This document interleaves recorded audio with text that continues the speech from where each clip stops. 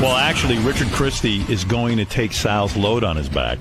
It's really weird. On the wrap-up show yesterday, Sal was saying, look, I don't think the listeners want me to drop a load on Richard's back. Is he kidding? They want like, Nick Manning or someone like that. So you should take a poll. I was surprised that you agreed to actually do this. I didn't agree to shit. When you went into the studio, you didn't agree? No. What Well, you didn't say no. I said I have to. Well, I kind of said no. I said I want to think about it. Well, did you hear what Richard said you should do? Because I think I have a way for it to not be gay for you. If you put on the if you put on the My View goggles and watch a porn movie, then you're never really looking at Richard, and it's not gay. Yeah, but it's still me on a video for the rest of my life jacking off on this hillbilly's back. Because you haven't done anything else on a video that you'd worry about for the rest of your life? Yeah, what's the matter? It's the 11th thing on the comp reel. I have, but you know what? I'm trying to wean that down a little bit. You know, that was then, this is now. Exactly. Kind of show, like Gary says, the show has evolved. The show has evolved. So I'm trying to evolve. Don't evolve on this. This is so good. And you know what? Here's the problem. Look, I'll do anything for the show. You know that I'm the dancing monkey. No pun intended, Gary. But the thing is that why would I think there's a pun intended? No offense, I should say. But the thing is that we do these things. We get a little crazy. You know, the Captain Sack and the Bull Lick and the Taint and all that shit. And then people call in and go, "It's too gay, too gay, too gay." And I listen to the fans. I listen to the people out there.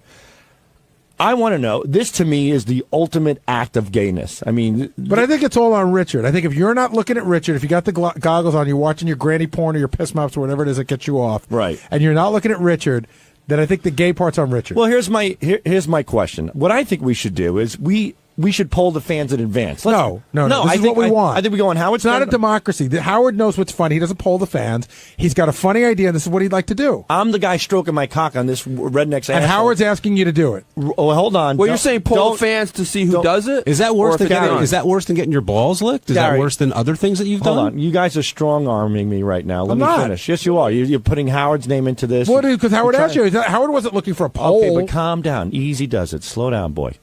What I'm trying to say is that let's put a poll up this time and see if people really want to see this. And if they do, you know what? I'd be happy to, come closer to my decision. Can I be you for a minute? Howard is an entity. He's never asked anybody's opinion. He's always thought about, he knows what's good for the audience. He has these great ideas. Howard never polls the audience to see if they want something. He just does it because he's got an instinct. And his instinct on this is, it's funny. And he wants to see it. He said that. So Gary goes, we're not going to take any polls, Sal. Howard decided it's better if you drop the load, and that's the way it is. So meanwhile, they put up a poll anyway, and of course... They want Sal. 48% of the people want Sal. 25% of the people say a porn star should do it, and 27% people say no one should do it. So overwhelmingly, the audience wants Sal to go to a hotel. Well, yeah, why would they want a porn star who they don't know? Right, and then drop a load on Richard's back. Right. And so Richard really wants the guy from Family Guy. What's the guy's name? Seth MacFarlane. Seth MacFarlane. On the show. Yeah. And so I booked Seth MacFarlane. And now? He's coming on the show. Is Sal going to do it? Yeah. Sal's going to drop a load on Richard's back. And they're going to be in a hotel room. That's going to be the funniest thing. What's up? Richard's trying to back out. Can't back out. I just booked Seth MacFarlane. Right. He told me the deal was on. He says he heard that Seth MacFarlane was already booked, but that's not the case. No, that is not the case. What is wrong with him? That is not the case. Oh, yeah, dropping loads. I'm not trying to back out. Sal's the one that went in and told Gary that. But that's what I heard, that he was booked before we even did this thing. Absolutely not. Huh. We were thinking about it, but I said, hey, let's make it up to Richard. He says he wants Seth MacFarlane. I'll interview Seth MacFarlane if he takes a load. Because otherwise it's no fun. It's no fun if I don't take a load. Do you think they're just doing this to get you to have a load on your back? Well, I mean, very gullible, so... So when are you guys going to go to the hotel and get the load on your back so we can listen in? That's up to you, I guess. He's not going to do it that day. He's going to do it before.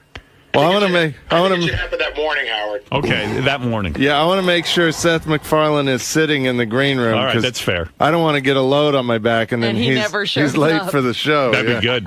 Seth MacFarlane calls in and cancels. Yeah, well, that's the irony. This is what is going to get Seth MacFarlane not to do the show. No, he's got a good sense of humor. So, Sal, are you going to hold up for a lot of... What's funny about this? Sal, yeah, exactly. Are you going to wait like 5 days and be all backed up so you drop a rope on him? Howard, he's yelling in the hallway now. Get in there, Sal. I never agreed to do this. Now he's back. We did the poll, like you said. The listeners want it. 48% voted.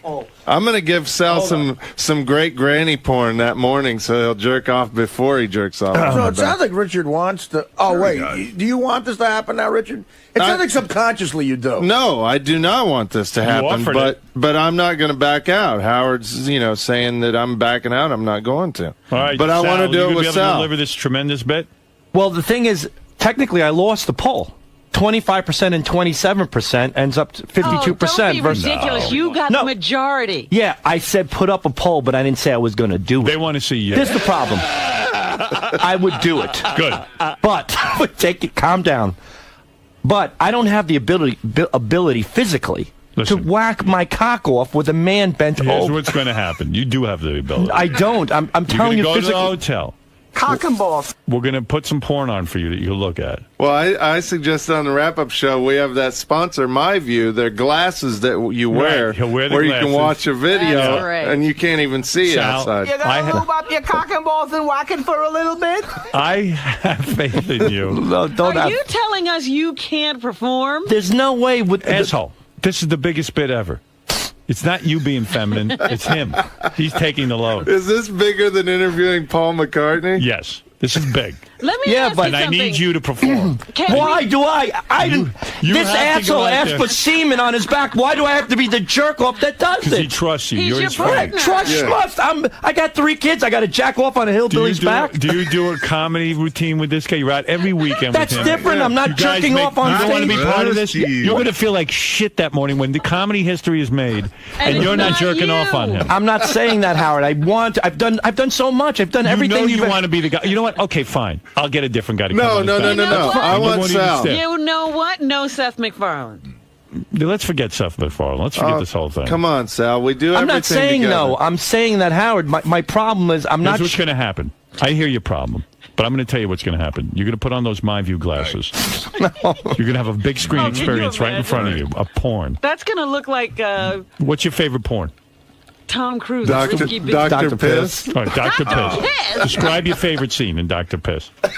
There's a lot of them. I think Fred has a clip maybe in the Do you? Prophet. Yeah. Do I? Take a look. Is it under Fred. Dr. Piss? Yeah, it should be Dr. Piss. See if I can find it. This is your absolute And he all-time thinks favorite. It's one of my can't favorites. perform. What does Dr. Piss do in his video? Well, he pretends he's a doctor, and a lady comes in, and as he examines her vagina, she starts peeing in his face, and then right. he has another girl come in, and he pees into a super soaker, and he shoots the super soaker pee into her Why face. do you like that so much? Or does I don't know. It turns you on and gives you a boner. All right, Yeah, so here's it what's gonna does. happen. Gets me a That boner. gets you all All right. excited. Well, On one of the first movies. Of all, Richard's going to be quiet. We're not going to hear from him. He's we gonna can even put him in something frilly if you right. want. And then we'll put him in a dress. Yeah, I want my ass covered up so he doesn't accidentally. So we'll put you in a pair of panties just so it Okay. looks like a girl saw it. But Howard, This is just his back. like Richard wants to meet Seth We can MacFarlane. even spray urine on you during it. Nah, you don't have to do that. I'm not a deer. But So then you'll put the My View glasses on. You'll have your experience. and you'll be in your tighty white. Yeah, you won't even know. And then you blow your load right on his back when it's getting close to time. Whip off the glasses and do it. Spray him down. not anything, Yeah. dude. Howard, Spray him down. I want to. what an ass! Why am I involved in this asshole's life? I mean, don't he know. wants. That's up to you. But this is I don't him. know what- All right, He so wants you. I want Sal to leave the glasses on when he comes, so maybe he'll miss. No. He's got to hit your back, or you're not You know, this is getting what... your wish. Artie, help me.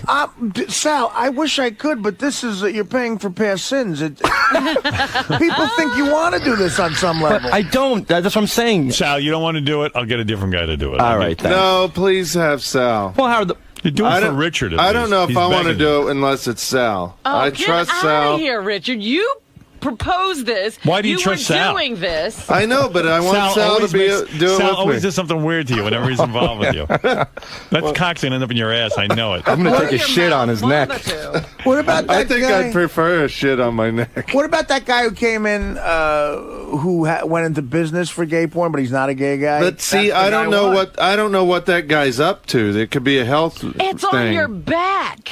Right. See, I got a big issue with Sal. I'm going to tell you right now. else Sal's the is one new? who's always saying everybody's got to give it their all for the show. Sal's the one who's always saying if we don't do something, you should be punished. So if Sal doesn't want to do it, something should be taken away. That's how Sal You reacts as to a everything. producer. How about your plugs for your You're allowed your to. shitty If I don't comedy do shows? if I don't do it, you're a lousy producer. You should be taken how about away. if you don't do it, I cut your plugs off. Sal. Go ahead, Gary. That's not nice. But that you know what? hurts. You got to perform. You're here. You got I don't a job. want him to be coerced like that. I'm not. Not coerced. I mean, he's always saying, "Hey, first of all, Howard's asking you to do it." You're saying no right to his face. He is asking you to do it, and you're the one that says we all got to do what Howard says. Sal, let me remind you. You're strong-arming me, Gary. I'm talking to Howard about I'm it. using your own words against you. How about if Sal does this, you'll interview Dr. Piss along with Seth MacFarlane. Well, the point is, look, Richard wants to meet Seth, and I'm willing to contribute. Don't get me wrong, You're Gary. not a team player. All right, go back and think about it. Go back Sal's and not a think team about it. player. That's not true, Gary. We have to know if this is being done. I think he'll do it. You do? Let me I think think about so. it. Let me Go think back about it and some talk more. it over with Richard. Be on the team. I am, Gary. you're You know not. I'm on the team. How are Gary, you on the team? Gary, the things that I've done in the past, I've done everything that's You know what? been You haven't asked of done me. anything like this good in about a good year and a half. We You've haven't done a changed. gay stunt in You've a year and a changed. No, half. you've changed. No, I have not changed You totally at all. have changed. No, I have not. And you're not part of the team. I'm totally part of the team. How? It's something I have to think about. Why don't you do it? Because nobody asked me to. All right, I'm asking you. You know do what? it. You doing it is funnier, and Howard wants you to do it. Not me. And I It'd be know funny if you did it, It'd Gary. be It would funny be if funny. Gary did I'm it. putting on It'd the be bestiality, but it'd be I'm funny. putting on the techno beaver outfit. That's okay? pretty good. Well, you already look like a beaver. That's no. It's not as far stretch, Sal is not a team player. dude. You know. All right, thank you, guys. It would be funny for any guy to do this, let's face it, but no one's going to do it. I mean, you know. Well, I'm not saying I'm not going to, but I'm definitely going to think about it. think You're not a team player. All right, go think about it. Whenever Okay. we do stunts, it's a Sal and Richard stunt. And I want this to be a Sal and Richard stunt. We're like the gay Laurel and Hardy. Well, yeah. All right, boys, go back and discuss it in your comedy room. And just remember, Seth MacFarlane is like on the list, off the list, on the list, off the list while you guys do this. Seth MacFarlane's fate rests in your hands. I don't give a fuck about Seth MacFarlane. He does. I'm the idiot. I'm the gay dancing bear that has to come in and close the deal so Shitbag can meet Seth MacFarlane. Right. I get nothing out of this All right, except go to back please and- go you back and the talk show. about it. All Go right, back and goodbye. You get to jerk off. That's true. All right, goodbye, boys. All right. I remember when pleasing Howard on the show was enough, so. Right. Yep. Seth doesn't know if he should get on that plane. Seth MacFarlane's very hurt. Yes, Dan, go ahead. You're on the air. Yeah, I want to be the voice of reason. I am your major demographic. I'm a young male, Long Island boy, part Italian, pleading with Sal not to do this. You don't want him to do it. He cannot do this. Dude, he's on the borderline of getting kicked out of the club anyway. Right. He does this, he's out. He can't come home anymore. Let's go to Matt. I have Matt, to say, I agree Can't with the cross kid. the border. Matt, you're on the air. But I'm in Jersey. Yes, Matt. Morning, Howard. Morning. Yeah, I agree with the last call out on the show to go through with this. I don't know. It sounds kind of intriguing to me. I think Gary would be much more interesting. You want to see Techno Beaver? See, this is probably Sal's friends calling. You in to want get off Gary the in a hook. No, I'm not. Techno Beaver costume. All right, J-Man, you're on the air. Go ahead. Hey now. Hey now. So, I don't know. I just don't think you're listening to the listeners. Because if only 46% want him to do it, then that means the majority of your listeners do not want Sal to do it. No, you didn't hear the poll. On the air. No, 25% want a porn star to do it. Right, that means not Sal. And then the other 20-something Only 27% of the people think it shouldn't be done. So 48 and 25 is how much, Robin? Oh, God. That's 13 like, carried the 1.5. 73%. That's want it done. Clear majority. No, that meant the majority want Richard to take a load on his back, but they don't want Sal to do it. Yeah, but we're saying they want the load on the back. The load on the back isn't the question. Yeah. I don't know. I just think Sal can't do it, man. I don't know. All of a sudden, everybody's backing out. Now, everyone said it was funny for Richard to take a load on Well, the back. they're talking more about Sally's people. Richard, I think, is still But it's get Sal, the load. Sal objecting and saying maybe he shouldn't do it. That's calling this into question. It would just be getting done if he would just go along. Well, anyway, maybe we should get off this topic. Gary, you're being pretty hard on him, man. Fuck him. You know what? He's the first one to run him when somebody won't do some dumbass shit that he wants. You're not on the team. You know, we're all here for Howard. And then all of a sudden, when he finds himself in that position, he's got a double standard. Do you think there's any way we can convince him to do this? I don't think he should do it. No, I think he should do it. If he doesn't want to do it, then he's dropped a couple of notches in my eyes. Guys, what's going on? He's going to do it. Right, buddy? Come on. You'll be looking at Dr. Piss. All you got to do is lay on the ground. Just jerk off that morning so you don't have much load. Yeah, that doesn't. All you gotta do is dribble on me. That won't be that big of a deal. All right, we'll see. Gary says you're not a team player. That's totally wrong. That's ridiculous. That's Gary's way of psychologically stressing me out. No. I'm such a team player. You're the first person to talk about. You say Lisa's not a team player. Whenever somebody doesn't want to do something that you find funny, they're not a team player. And you say that I'm an asshole, I'm a bad producer. Here you go. If you don't do it, you're fired.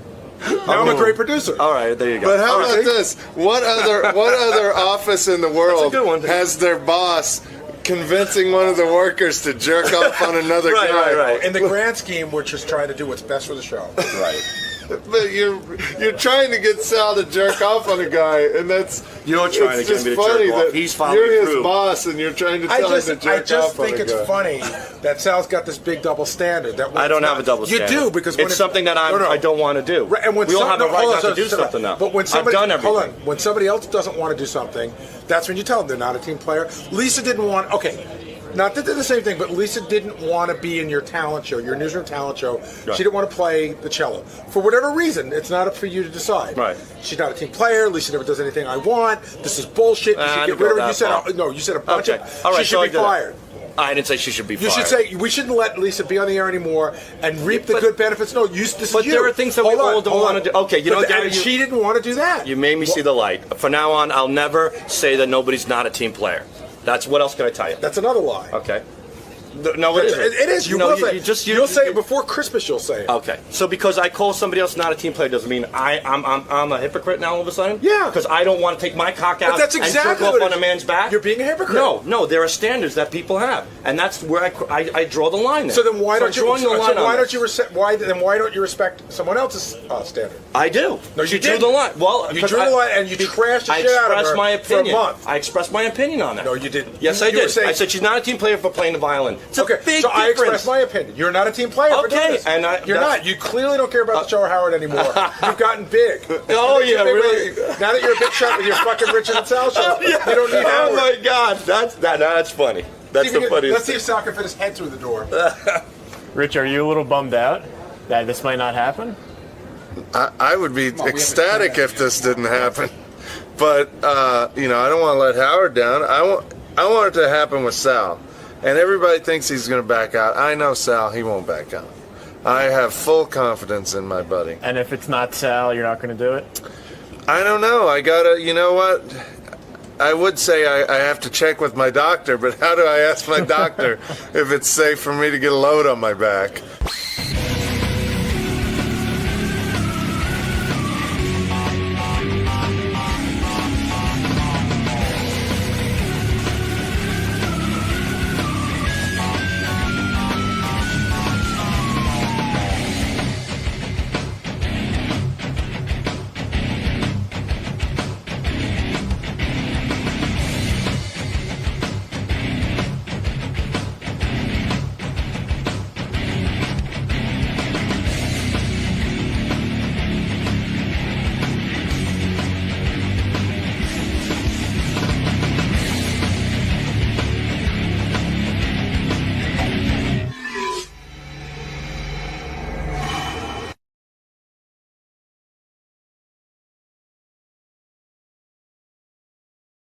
Hey-o.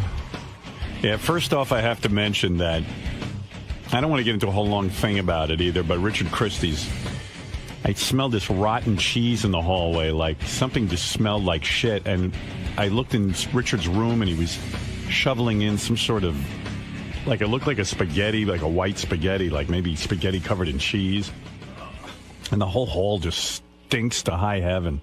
Was this yesterday? Today, this morning, going on right now. Somebody's eating cheese and spaghetti Richard this Christie. morning? Yeah. Ooh. It's his birthday. He told me last night, he goes, I'm going to do my favorite thing on my birthday. Which is what? And I realize his birthday is April Fool's. I'll tell you what it is. I get a pizza. Where do you get a pizza from? Well, that's for my meal this afternoon. Yeah, what is the pizza from? Just so Papa John's. He goes, I get a pizza from Papa John's, and I watch Halloween 2. No, part 1. Part 1. And 3. And 3. 1 and 3 he watches. Yeah. Those are my favorites. Why not 2? If I had time, I'll watch 2. Right. Papa John's Pizza, dude. You could do a lot better. You're in New York It's City. a tradition. I've been doing that since 1996, and I don't want to break tradition. What's that crap you heated up? Oh, I got to thank my buddy Richie Rings for my birthday. He got me Carrabba's Chicken Brine. It's my favorite meal Chicken brine. ever. It's chicken with goat cheese, sun-dried I tomatoes. knew I smelled cheese. Yeah. Would you heat it in the microwave? Yeah. Where do you heat it? Where is the microwave? In the kitchen by the snack machine. So How it's does it- coming through a door and everything. the whole hallway reeks from that. Ronnie was complaining about Yeah, it. yeah. It too. really smells like vomit. It No tastes offense. better. It tastes a lot better than it smells. You know, happy Somebody- birthday. Thank you. Yeah. Somebody Happy mailed it birthday. to you? No, he brought it yesterday. In From where? Where's Carrabba? Connecticut. Connecticut. Connecticut. Very far away place. I always say if I get rich, I want to open one in New York City. Right. There's a lot of food going on through the mail, and it's like a lot of weird stuff. I wouldn't eat any food from the mail. Somebody sent live lobsters here one day. Did you eat them? No, I think Gary ate them, but we had this big, huge box, and we opened it up, and there were these lobsters, and I never... And they're moving around? No, they weren't moving, but then Jason went and touched one, and it jumped at us, and we flipped out. I didn't know you could do that. I don't eat lobster. You want to order it because I hate the way they kill them. And you know, they always told me that the lobsters don't feel anything. I just read this study over the weekend that lobsters have tremendous sense of feeling and pain. And Yeah, how could they not feel anything? I was getting just, They're in boiled to boiling, death. they're in boiling water. they go, oh, they don't feel it. That's the sound that sound Benji makes is kind of the sound that comes out of a lobster. Yeah. Well, they're not feeling. Well, they used to say they were screaming, but it's supposed to be like steam or something. The like- shell's popping or something. Yeah. I think they're screaming. You know, the fact that a Papa John's pizza even stays in business in New York City aggravates the fuck out of me. I've never had Papa John's. But have you it's one ever of had it I've already? had like Domino's, and it's, 100 years ago. It's just not good pizza. Richard, Yeah, there's but a you don't know pizzeria- that. You haven't eaten it. It's I haven't had awful. Papa John's. I've had Papa John's. I've looked at it. It's disgusting. It's like And- that, and it's like not that real good pizza. It's like, there's a pizzeria right up 49th Street called Napoli. I That go there is- all the time. it's I love it. Why wouldn't you get a pizza from there? Because Papa John, it's a tradition. I have traditions that I don't like to break, you know? But Is it you had the OCD? Napoli pizza. Is it better than Papa John's?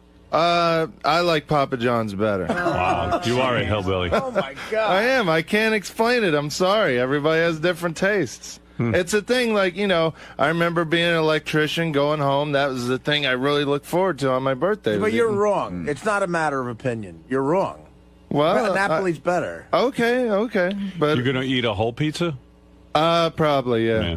Large. Yeah, you're getting really fat. A large. Well, I am a large now. Well, my girlfriend will have a couple slices, too. Good. Yeah, you sort of You know what it is? A couple of years ago, you know, when Richard started getting his makeover and cutting his hair, and he got some nice clothes and nice tight-fitting clothes. Yeah. He's still got the same clothes, but he's put on about 35, 40 Right, he's pounds. busting out of them. So now he's just like bursting out of his clothes, and it's quite a look. I've learned to suck it in, though. I'll walk around and just subconsciously be sucking my gut in. Yeah. Yeah. So you're gonna go home tonight with a pizza, Papa John's pizza, and actually watch Halloween 1 and 3 by yourself. With my girlfriend. That poor fucking girl. What is she? Is she on lithium or something? No, we how have is fun. You're It's gonna the when simple things When in did you life. last shower? Yesterday, actually. Yeah. Oh, we got you on a good day. Believe it or not, yeah.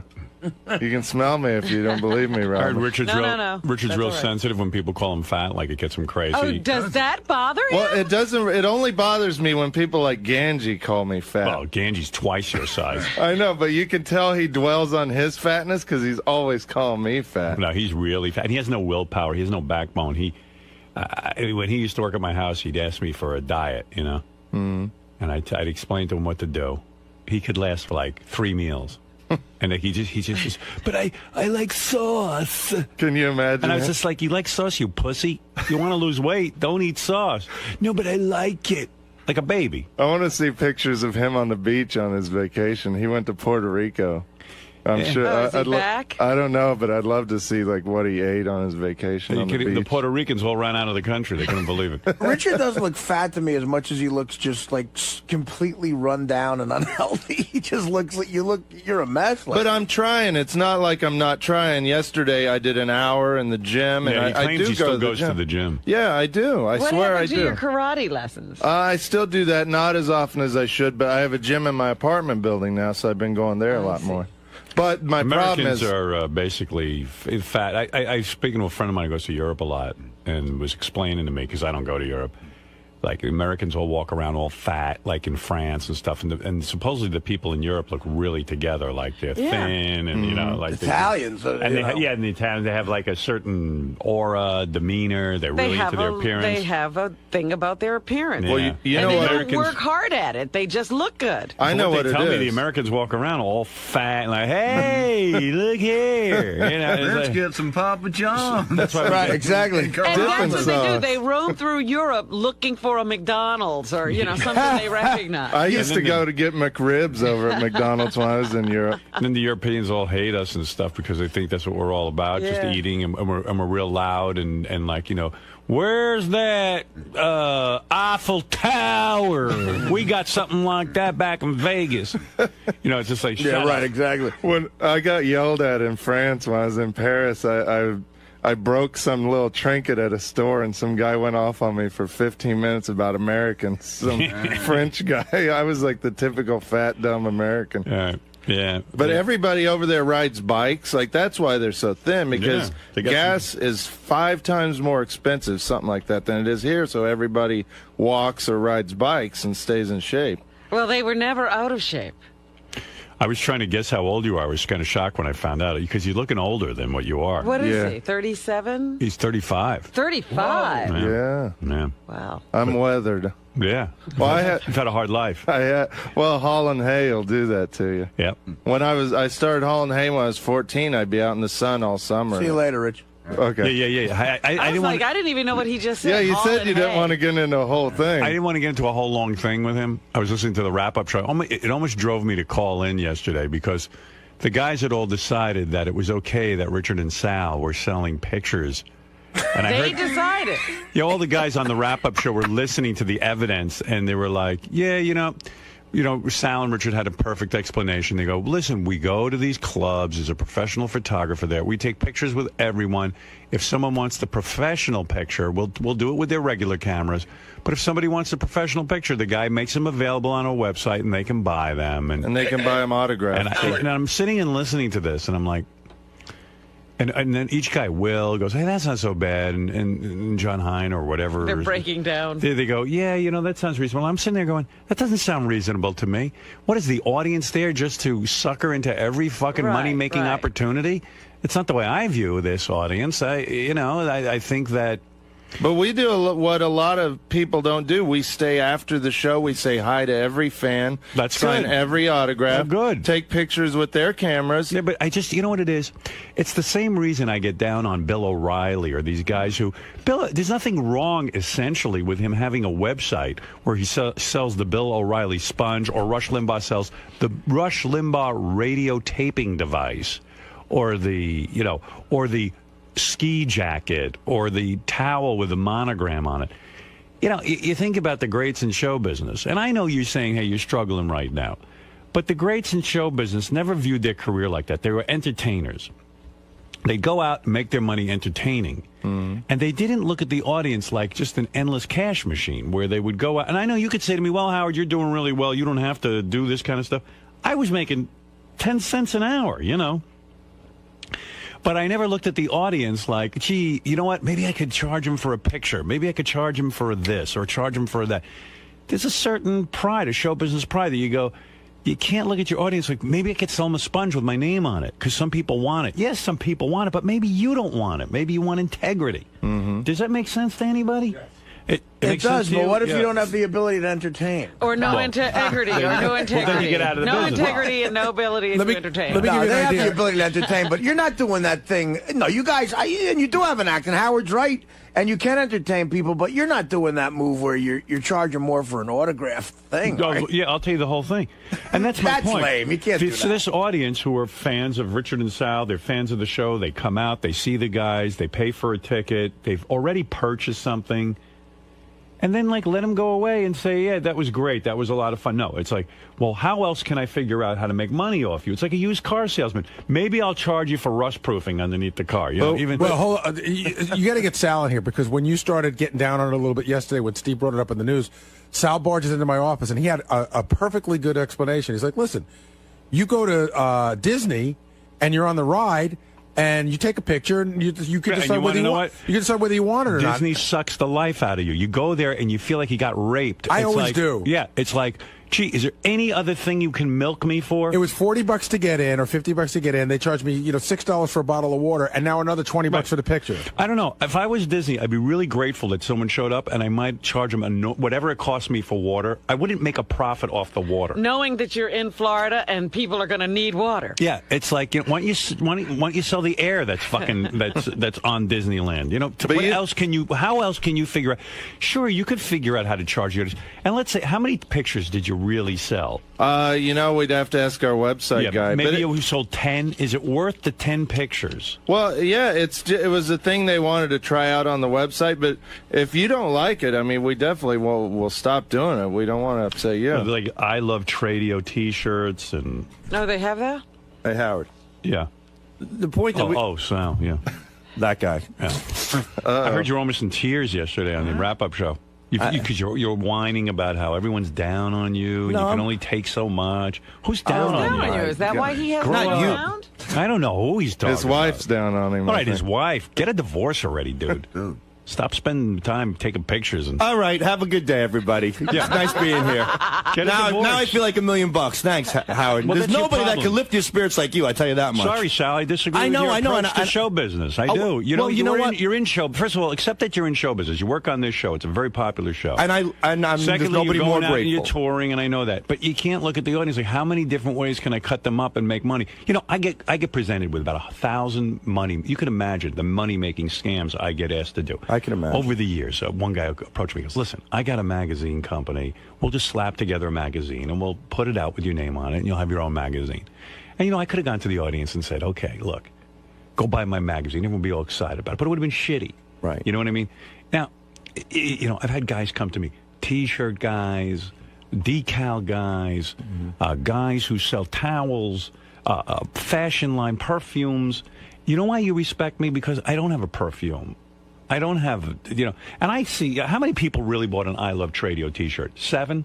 Maybe. Be honest. Right. Right. Is it worth just looking like a whore for 7 T-shirts? If you had some big business, all right, so you sold out a little. But Howard, would you believe that people actually enjoy buying something? They actually like taking something away from the show where me and Richard autograph it, and they when I go to a rock concert, it cheapens you. Okay, and I remember the same rap you You're gave not just Jackie, and selling a I always T-shirt. agreed with you on You that. did, with the so- button mugs and the How do you think I felt when Jackie would go to a show? You hated it. No, I mean, Jackie would go to a show, and Jackie has a right to license his name, I guess.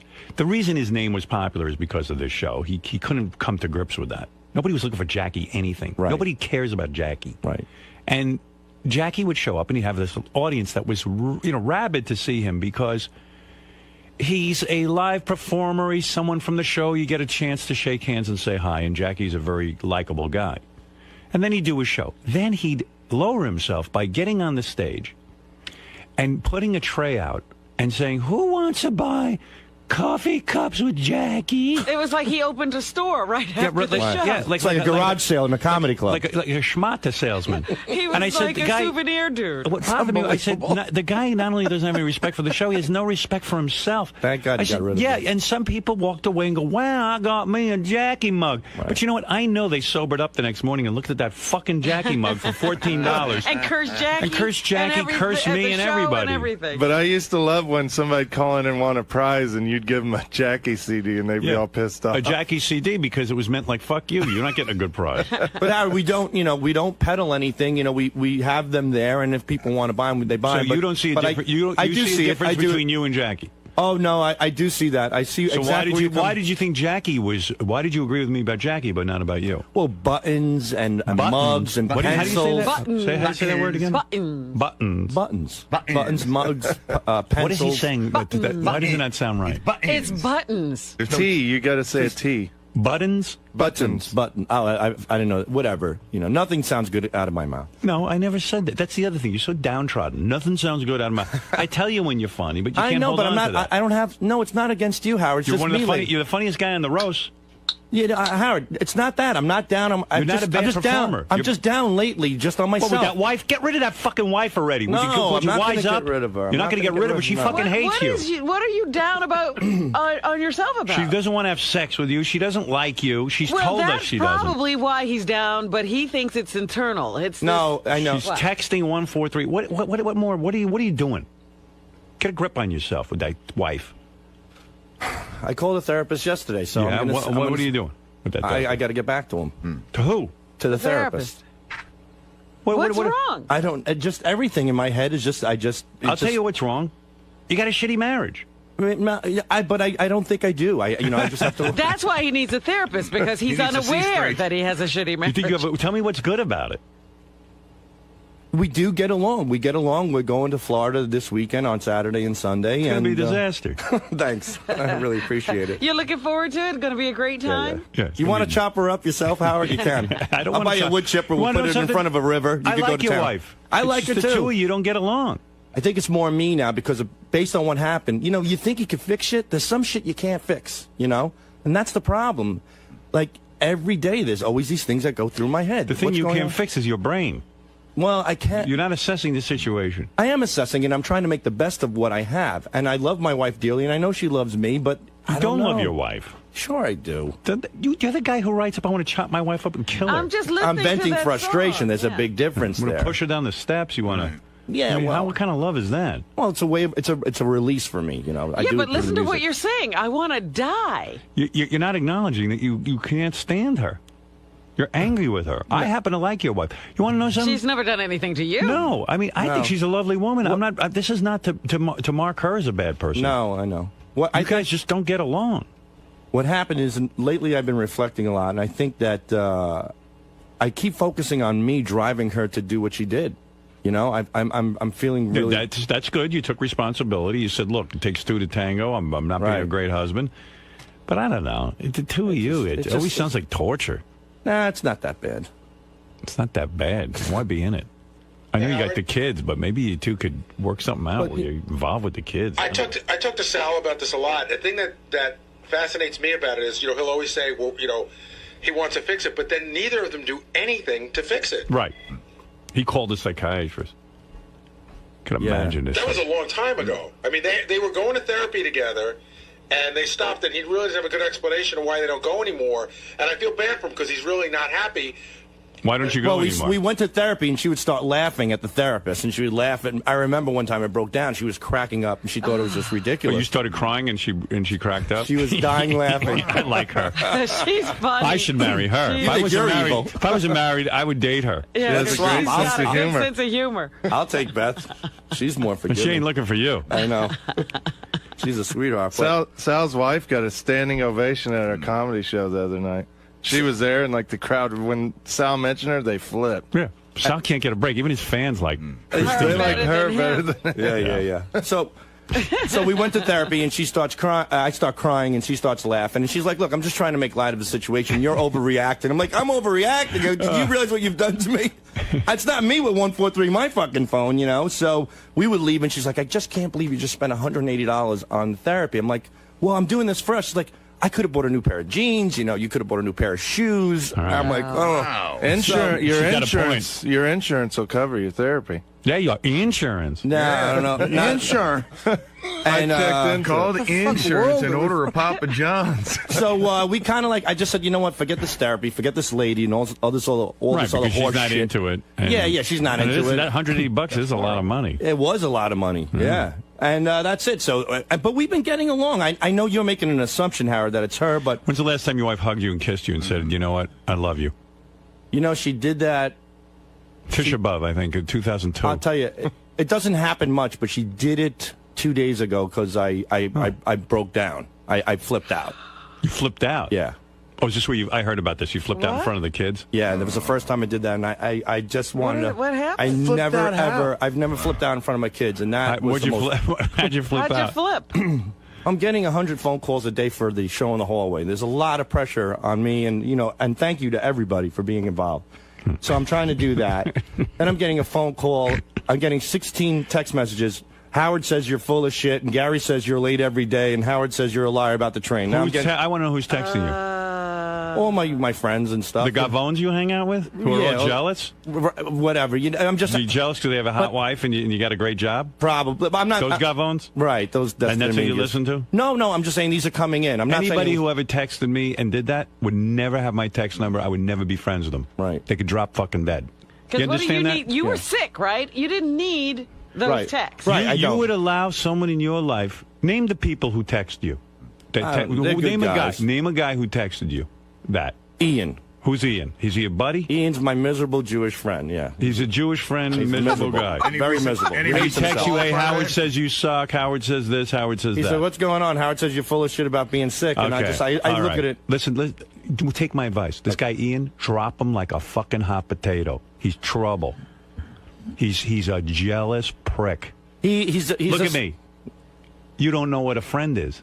Right. Friends don't do that. They don't rile you up when you're home relaxing or getting better from being sick. Right. Don't you get it? Don't you protect yourself from people like that? Don't you think you're better than... you got a wife who treats you like a shithead. Now you're letting your friends walk all over you like that? You say, fuck You got nowhere to turn. You say, fuck her. Lose my phone number. Right. Never text me again. You're dead to me. Stand up for yourself. Yeah, but... Don't be a maggot in I don't life. think his intent was malicious. But... No, you're a victim. You don't think it was malicious. How much more malicious does it get? Right. Hey, guess what, asshole? Your boss thinks you're a shithead. Feel better. Scumbag Ian. Tell Ian to fuck off. I know. And that's the point. Right. In The Godfather, when the guy goes, act like a man, not just with your woman, but with everyone. I've told Richard I've cut everything out of my life now. Like everything. Me and Sal have been reading that book, The Secret. Yeah. That Hulk Hogan talked about on the show. Do you guys sit on his lap and read together? Or do you guys do everything? I didn't start reading it yet. He read it, but he gave me good advice that you have to wipe out all negativity in your life. Well, you don't see Ian as being negative when he texts you and you're Ian makes me feel better about myself because he's really miserable and down and out. Yeah, but he's not helping you feel better. You're looking at his miserable life, saying, I'm better, but as soon as he contacts you, he brings you down. Yeah. Here's what a friend does. Dear Sal, I hear you don't feel well. I hope you feel better. He did that too. I texted him that. Yeah. Well, you're a friend. You're making him feel better. I love him. Did you tell him everything we were saying? Not at all, no. You mean you didn't tell him that we think he's an asshole? No, I just said, say, hey, have a nice day? I said, I hope you're doing better, buddy. Feel better, and I hope you didn't text me, Howard? No, I didn't. Right. I'm not your friend. Your number. Oh, that's true. You keep reminding me. Right. I'm not a friend. I know. He's staying away from you because he doesn't have anything good to say. Right. Actually, I'm a better friend than Ian. He's actually taking care of you. Ian went out of his way. I hate texting. My thumbs are too big. It takes time to type. This guy actually spent time making you feel bad, and you think he's a friend. What can I do today to make this asshole feel even worse? You know, I'm gonna sit there with that dumb text thing, and sit there and punch those buttons. Yeah, I can't call him, but I can text him. And that's no short text. And plus, like you said, Sal, he's Jewish. No, he's a self-admitted, miserable, hateful Jewish person. That's how he carries himself. That's good. That's the guy you want to hang around. What are you talking about? He's Sounds like amazing. you pick from the best I love people. him. I love him. I love you, Ian. Good. Even though you're a miserable prick. He's a self-admitted Jewish person. Self-admitted hate. What is it called? A self-hating Jew. That's what he is. All right. But I love him. I love the Jews. Good. Yeah, you love everybody. Just like you love your wife. Well, that's the problem. I feel like I always have to please everybody, you know, and then it all comes tumbling down on you. So I'm cutting out all my... By the way, emails and all that what stuff. What comes tumbling down on you? I don't know. You tumble down on yourself. But I think Robin hit the nail on the head. When it all comes down to it, all the stress in my head, when it filters down to one thing, I think it's me and my wife, you know? Yeah, of course it is. Yeah. So that's well, what... of course it is. Who wants to go home and be on edge and be miserable? You got a hot little life. Don't get me wrong, but you should be fucking her and having a great time, going out on the town with her. No. You two are busy with arguing and all kinds of shit. It's over. You know, Sal, when I've been in a bad relationship and I've finally thrown the guy out, when I walk into my house and he's no longer there, I'm like, nobody here making me feel bad. Nobody here telling me I'm worthless. Nobody here unappreciating me. Now it's a good place to come to. Well, that's not the case with my wife and myself. I think it's just an issue of what's happened in the past, and I'm trying to But that get makes through it. you feel worthless and not good enough every time you walk in. There you go. Good advice. There you go. Same thing. Whatever We're all it is. telling Who you. the fuck knows? I can't figure it out. Nobody can figure it out. That's why you read about guys in the... figure it out. We figured it. What don't you know? What can't you figure out? I think she loves me and I love her, and I'm just going to... She told us she doesn't love you. She does. She She never told me laughs she when you doesn't love cry. me. Yeah, well, that was in the past. Who laughs when someone cries? I mean, that means you're in pain. And if you love someone, you're like, oh, man, this You wouldn't guy's... do that to a stranger. Wouldn't do that to a dog. Dude, you don't know. You love to be... No, I don't. I don't. You're what they call a masochist. What the fuck are you talking about? You know what I mean? Like, you just love it. Yeah, I just got stressed out. That's all. I'm fine now. I'm fine. I'm definitely okay. I just been focusing on my work and doing. You're not my okay. thing.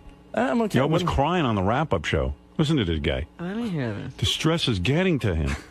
From the Howard TV is stressing him out. No, he wanted to do the show. No, it's not that. It's just a combination of all my work and being on the road and working here. You know, I do the radio show, the TV And then show. selling the pictures to the audience. I mean, that's got to drive you crazy. Sal's like super stressed out these days. He looks like unhealthy. I don't think he's, I don't know. I feel bad for the guy. I think he's working way too hard. What's going on? No, it's just a combination of right now, every day after the show, we're filming Show in the Hallway, shooting till 6 or 7 o'clock at night. Then I'm on a plane every weekend doing the shows with the great people, and it's just like it's just adding up. It's been very, very stressful. But you love being here. We talked about that yesterday on the air too. Yeah, I love being here, but sometimes it gets to you. When it does. I won't lie to you. I mean, this is the greatest job in the world. But like anything else, a combination of stress, being on the road, doing all these things, and trying to please the fans. That's all I do. That's all. My only intent in life is to please people. That's why I'm He's a here, and that's why people I am honored to be here. I'm doing But such a great job at that. when you get beat up so much, sometimes it takes its toll. And it's a combination of working real hard and getting beat up. You just kind of snap. I woe snapped is a me. little yesterday. Wow. Me and Sal are reading a girl's book. Here's the secret: Coke and a hooker. That should be my secret right now, man. Piss I don't know, video. A nice big bottle of vodka. Me and Sal reading girls' books. Trying to figure life out. He said, me and Sal have been reading that book, The Secret. Here's a secret for you. You read the Get a first divorce. page, and I'll read Well, the second. I heard Here's a Hulk secret. Hogan say that it helped him, so I figured I'd try. I get all my literary tips from Hulk. No, it's just that when you guys, when you're coming up with a plan, and I understand you're trying to do everything. You're doing the comedy shows. You're doing hallway shows. You're doing this show, that show, calling trade. I understand. It's pressure. But you don't need to feel desperate to grasp every penny from the audience. You can leave something on the table. And you know what? Your audience will appreciate it. Because it just makes you... I know some people do want a professional picture with you guys. There's 4 people who want that. It's like when Eric the Midget goes and makes an appearance and 4 people show up. Right. If you want to, You want to be Eric the Midget? would you rather say, you know what, we don't sell everything that isn't nailed down, so that we don't look like we're trying to grub off the audience, or you selectively sell a few things, maybe. You know what I mean? Yeah. You already sold a ticket. People saw you coming off the road. You did well. Leave them wanting more. We also, people will email me through my website and request headshots of us, and we send all those out for free. And You guys are really great. You guys are real princes. Sirius even printed out 8x10s for us so we could send out to the fans. Isn't that nice? Took 2 years, but... Yeah, well, you know what? Guess what? I don't send out any 8x10. Right. 8x10. It finally happened. Be happy. How about you tell the audience, I don't even have an 8x10. Then they respect you more. Well, they would believe it, first of all. But we're sending those out for free. They just love it. It's a nice thing to do. I always said I'm probably the only pseudo-celebrity sending out an autograph where I also fill out the address on the envelope. So they have my It's a autograph one-man several shop. times. Yeah. Well, that's charming. Do you know, Howard, how I have 143? Richard said he got so tired of signing that he wanted to come up with 3 numbers as well. So what's your numbers? 423. Yeah. What is that? Jack me off. It's just something. I got to get out of this. It's something easy to sign. Why don't you guys go back and read girl books? All right. See how you do. And really, I'm okay, man. Thanks. Yeah, I appreciate it. And you know what? I'll work it out. And how much are the I Love Tradio T-shirts? I don't know. I don't know. You don't I think know? $20 Don't you want to know? We haven't made any money off of that. Yeah. So why have it? You haven't made any money off it. And who designed it? I mean, does it look horrible? What is it? It's dumb. It's like one of those shitty T-shirts we get in the mail all the time that people make on a computer. I Love Tradio. It's like the whole website is hawking this crap. I mean, you guys are worse than like Bill O'Reilly or Rush Limbaugh. I mean, okay. Look at all different designs. You can get I Love Tradio, different colors. You got a mannequin modeling it. I mean, it looks like they're in the shitty clothing business. I mean, that's actually a person that died when they put it on. Why don't you just label like the shitty clothing store? If you really want to look like shit. You want to look like crap? Let's see. What does it say? I'd buy from the shitty clothing Rod store. Stiffington shirt. I mean, how many of those have you sold? Do you know? You know how many. I've autographed a couple of them. Yeah. Probably 2 or 3. All right. Maybe not everything you have to be in business. It's like, you ever see this J-Lo? Yeah. You say, gee, is there anything? She's got a clothing line, a perfume line, or this line, or that line. Well, the one thing lucky about it is she doesn't have to make movies anymore, so there's no more crappy J-Lo movies out there. Well, the best example of that is Kiss. Like they sell everything. And isn't it sort of like embarrassing? Well, Sal buys a lot of that stuff. Yeah, but that is embarrassing. I mean, I don't want to be buried in a fucking Kiss casket. Right. That's a little bit over the top. Well, so then you say to yourself, well, okay, granted, you're not Kiss, you're not as big as those guys. Those guys could afford not to sell all that shit. Right. They just look like they're money grubbers. Right. We certainly don't want to be money grubbers. I mean, that's not in our. That's not our intent. So elevate yourself a little bit. Start looking at yourself as a winner. Start saying to yourself, okay, right now I'm at the beginning of my comedy career, but I'm going to carry myself with some dignity. That's all. And all of a sudden people begin to start thinking you're a star. You start to think like you're a star and you become a star. Mm-hmm. I'm not saying you can't sell a couple of items if you got something really big going on, but is it worth it for the 7 shirts you're going to sell all year to have a whole website full of shit? We're kind of just, so far we've been selling it just to pay for the website. So. Well, there you go. So is it worth it? That's why we haven't made any money. Take down the website. Be a little more mysterious. We have to have our comedy dates up there. Yeah, I think we have to sell like 300 more shirts to break even. It's the richardandsalshow.com, by the way. So you're not even making any money with it. So you can't even say it's helping to pay for your.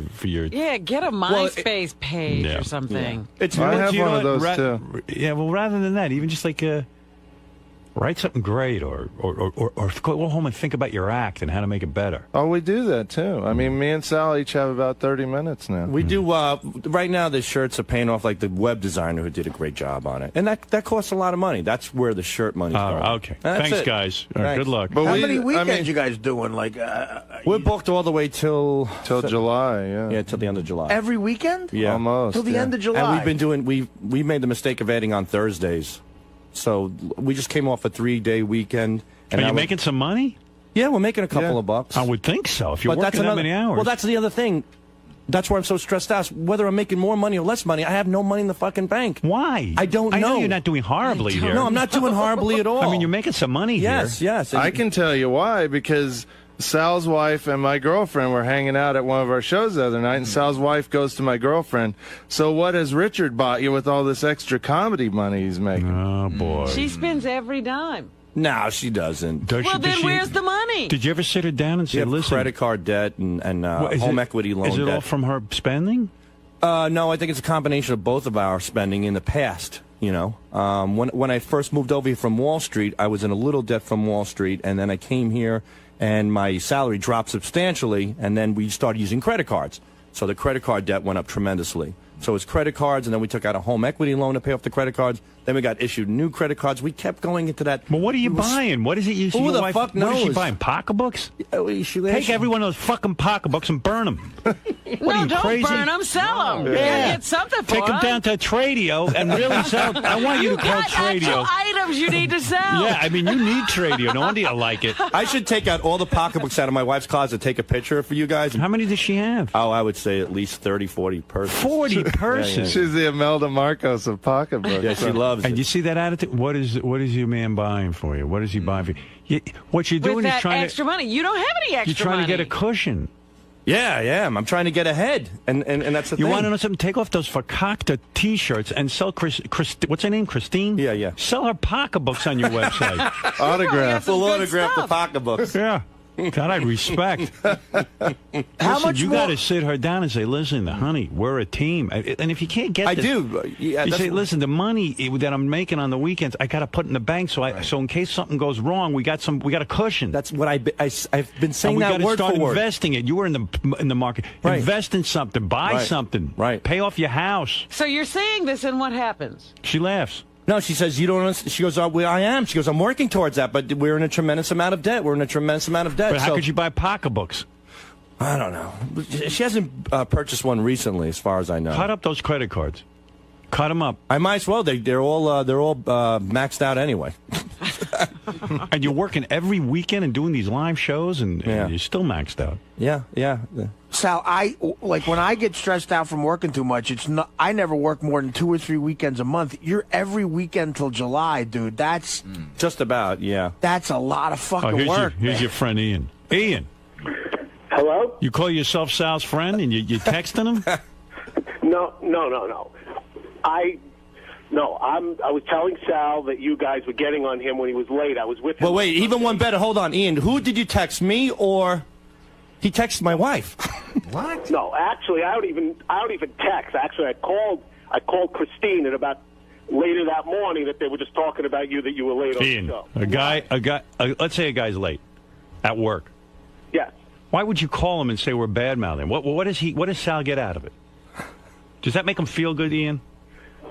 Use your fucking brain. But he was twisting it around. You're a yid? When he started talking Ian, about Sal tells me you're a yid, right? Yes.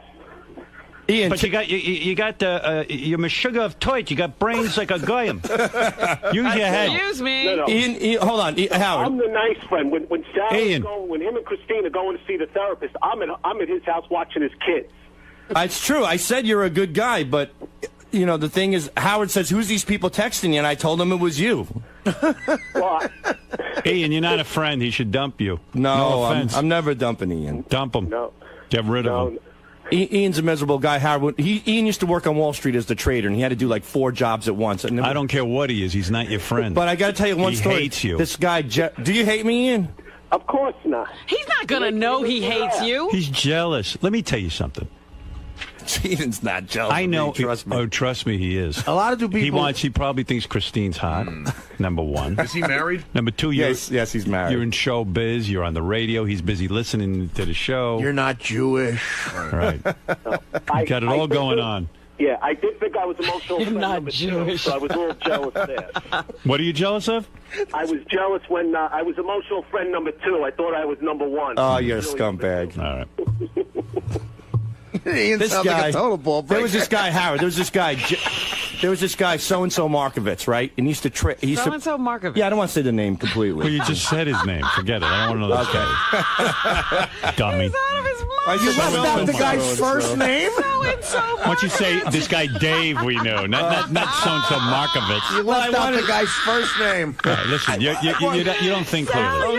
I don't know what you are. So-and-so Markovitz. I wanted to stress he was Jewish. There was a... All right, thank you. Thank you. Good. Go away. But Ian, listen to me. Yes. Any psychiatrist who was listening to this would tell you got a lot of anger towards Sal. The texting, No. you went out of your way to sit and bum the guy out. He was already sick. Yeah. You're not a friend. No offense. No. I was with him the day before on Sunday. I knew he was sick. And then when you guys were getting on him that he was out, and how many times has he been out? You felt you needed You to made text sure him. he knew. He's laughing. Yeah, well, because he hates you. Because you know what he did? He dug the knife into you. He knows how much it bothers you. It makes him feel better. He's a friend like Judas is a friend. He stuck the shiv right in you. I tell you, when I'm out, people know not to fucking call me. Right. I lay that law down. Well, I wouldn't call someone and say, "Guess what? I know you're sick, but They were boy, bad-mouthing you on the show. everyone's bad-mouthing you. Go have a nice day. Feel better." Sal called me Listen stressing to him out that laughing night, his too. butt off. Ian likes it. Sal called me that night. He was like, "Oh man, how bad was it today?" And I tried to And play in it other down. words, I was like, "Oh, it in wasn't Sal's that bad." head, it's worse. You know. Right. Right. Ian, Yes. you're vicious. No, I'm not, because I met Robin once, and I know her Ian, friend's brother. Ian, you're vicious. You're a pariah. Sal should get rid of you. That's my advice. No. Cut him out. Get rid of this guy. No, I'm the one picking him up at the train, driving him home from shows. Good. Yeah, so you can work him. All right. Thank you, Ian. All right. Okay, thanks. Have a good day. All right, Ian. Clean up your act. Isn't your name for him Ian the Jew? Like that's what Ian you the call miserable Jew. That's what he calls himself. That he's self-proclaimed. Well, you know what? That's great for him. Miserable. That's great for him. I'm a miserable Italian. It's great that he thinks himself as the Jew. Sal, you realize that's how Hitler took over. You're obsessed with people who are Jewish. No, he calls himself that. You know? I know, it's but, a kind of joke with you're him. obsessed with. That's how he introduces himself on the phone? Right. No, I wouldn't go that far, but he's pretty miserable. All right, thank you. I'm sucked into your world now, and I can't get out. All right. Oh, keep going then. The vortex. My point is that when you look at a career, I don't care what your career is. Right now, you're not on the top level of show business, but it doesn't matter. You conduct yourself like you're tops. You show up to your gigs on time, which you do. You create comedy. You go there, you give the people a good show. Mm-hmm. You leave like a star. We go to the bar afterwards. Now you don't afterwards go, hey, at the bar, go, you got to go on our website and get a Tradio T-shirt. I mean, really. We would never say that. Well, whatever you say, it's there. That's who you are. And we'll definitely take your advice. Yeah, think absolutely. of yourself as class. I think I hired you guys because you're funny. Thank you. Not because you make T-shirts. Right. Thank you. You didn't hire him for the T-shirt? No. Yeah, I remember. Listen, you want to know something? Word for word, I'm going to tell you something. The Jackie rap, I can hear it. It hurts sometimes to leave money on the table. Some guy said to me, well, if you're really ending your career, in the 5 years you're at Satellite, let's really merchandise. Because you're going to end your career anyway. So am I going to go out on a low note? I'm going to say to my audience, hey, go to my website and buy every piece of shit I can think up. I got a sponge with the name Mark and Brian on it. You think I want to be that guy? Definitely not. I mean, shit, it's probably a lot of money. I could probably make a couple of bucks. Big bucks selling that. Everyone wants a Howard Stern sponge. I mean, but I don't want to be that. Johnny Carson could have sold a million things. All right, one time he went into this line of suits, and that even cheapened them. The guy made enough money, he didn't need to do that. All right, you guys are a little down on your luck. You're not making money on the T-shirts. Oh. So what are you doing it for? What, just to have your hands in everything? What are you, moguls? You got your hands in enough. Believe it or not, Howard, I know where you're coming from. Say no to some things. Okay, but you'll class yourself up. But what? People do like him. People do like little mementos from some shows. People some like people, not 99% of the people show up. They didn't buy a Tradio T-shirt. They look at that and they go, "Look at Sal and Richard selling Tradio T-shirts." I mean, I'm with you. I'm fine. With every idea that pops into your head doesn't have to involve how can I bilk the audience. Mm-hmm. Who are you, Bernie Madoff? If we're looked at that way as bilking the audience, then think about how you're looked at. That's not what we want to be. So I'm taking your advice. Think about a long-term career. I'm taking your advice. You want to do something show business, or you want to write a book? Like Artie wrote a book. Okay, that I understand. That's showbiz. You're writing something. You're offering. I mean, he's still entertaining. Right. Mm-hmm. Right. That's a show business endeavor. You're creating something. Yeah. You're right. Why don't you two morons go write a book? Do something creative. Get done reading one. We read The Secret. Yeah, we could maybe write a prank call how-to book or something. Yeah. No, that's not even good. How to? People know how to make a prank call. You call a number and you go, "Hi, my name's Asshole." 6-year-olds make prank calls. So that's let me ask you, who do you think is going to buy a how-to prank book? You see, that's where your thinking is wrong. Hi, I'm Harry Cock. It was kind of a Here are joke. the names you can use. Hi, this is Norma's Tits. How to sell Jewish teeth. How to sell Jewish teeth. Right. But you know what? I'll tell you what, man. If I was going to sell T-shirts, I'd go into business with Calvin Klein. Right. I wouldn't sell my audience some shit. Yeah, call that Calvin. T-shirt, I can make that T-shirt. I love Tradio. How to prank Calvin Klein. They are high quality shirts. I don't care. Yeah, but the crap you write on them makes them suck. I wouldn't walk around in that. Would you walk around in that? No, you don't. You look at the shirt you're wearing. You're not wearing a I Love Tradio shirt. No, I like Affliction stuff. It's so silly. Yeah, and Affliction actually went to an artist and had that created. Yeah. They didn't just slap their name in big block letters. Although looking at that shirt, I think the artist didn't imagine it on you. The art's gotten to be pretty big on me. You got two big nipples sticking through it. All right, well, but in other words, you come off as we get it. Money grubbers. Melrose, you're on the air. listen, Howard, I don't want to get into a pissing match with Sal, the Dago, and with Richard Christie, all right? But you're absolutely right, Howard, and you're way too nice to these guys. I don't want a pissing match, Mr. Dago. Shut your fucking mouth. Melrose is great. All right, he Melrose. really is. No, Howard, wait a minute, Howard. You think Chris Rock does this, or Jerry Seinfeld, or Craig Gass, or any great comedians? Come on, you guys are cheapening yourselves. Jerry Seinfeld, Craig Gass, and who else? Chris Rock. Chris Rock. Where did you get those? Where did you get Craig Gass? Flag. Oh, Craig Gass is brilliant.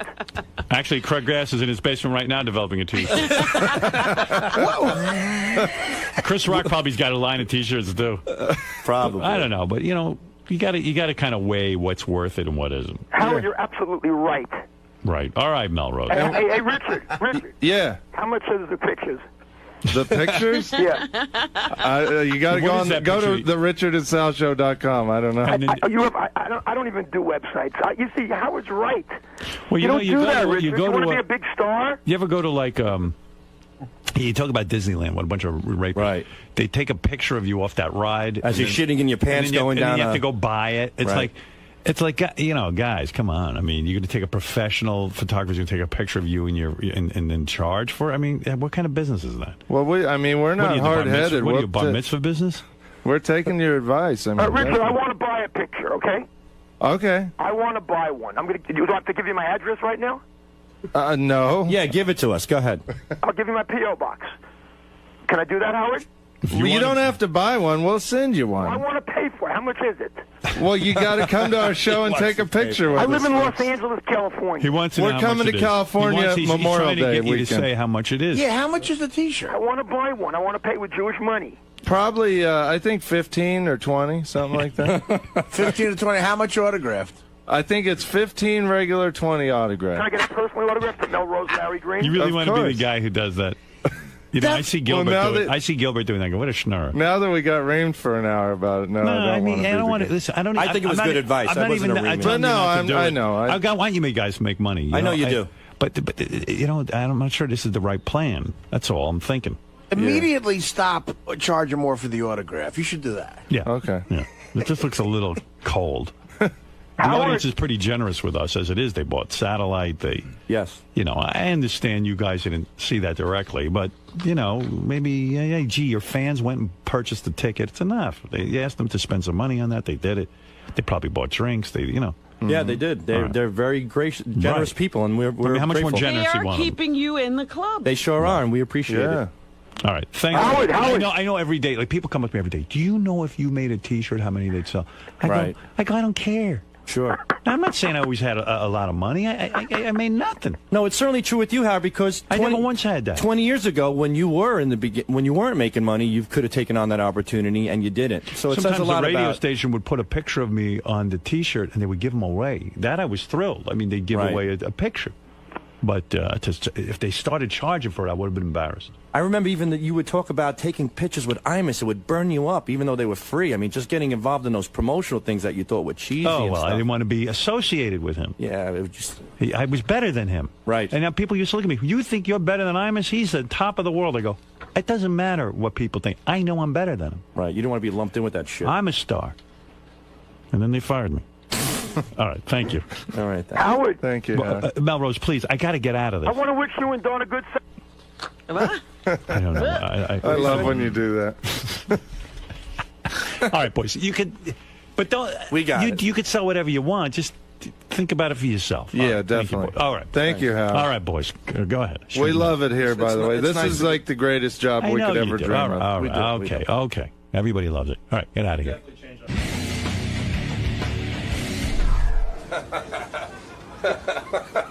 Like a therapy session in there. Do you feel better? Yeah. Do you? Of course. When I'm with you, of course I feel better.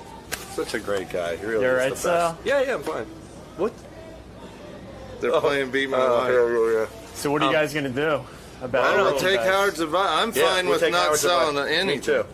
Absolutely, man. We went this long without selling stuff, and I see Howard's point. It's a good point. I'm fine with taking everything. Howard hit the nail on the head. Look at the empire he's built just on his talent, not side shit. and we have to focus more on that. You know, that's primarily. Yeah, we would never sell like cookies or anything like Right. that. I mean, we might sell T-shirts, but never cookies. Don't drag me into it. Why, you selling cookies now? Don't drag me into it. You know what you should do is you should charge for your cookies, but then charge an extra $5 to autograph it with like sprinkles on it. Don't deflect to me. I would buy an autographed You're Lisa G deflecting cookie. to me. Are you worse than Limbaugh and O'Reilly? Nobody's worse than those assholes. Well, that's what Howard said. We're No. trying to make people laugh. We're not Yeah. yelling and like Limbaugh and O'Reilly is. So is the store going to come down then? I think so. Like Howard said, use your head. You know, maybe the autographs, the pictures, and stuff. You know, he really made us see the light, so to speak. Maybe we'll have a Richard and Sal show T-shirt, and that's it, or something. Yeah. So, are you going to take Howard's advice and try to get rid of some of the negative people in your life, like your wife and? No, this my guy wife's not a Ian? negative person. Don't deem her as a negative person. I don't want that. No, I'm not. That's kind of what Howard was saying. No, I think Howard was definitely going overboard. Richard sees myself and my wife, and we have our problems and stuff, and we're trying to get past it. But I just want to start getting rid of, just like slow down on the internet, slow down on the emails and all that other stuff. I just want to focus on people who are important to me, like Richard, and that's it. I just want to focus on my work, This guy, it's his birthday today, but I got to tell you, being with him, it feels like it's my birthday too. Oh, thanks. So it's nice, Too well for it. But he is really the best, man.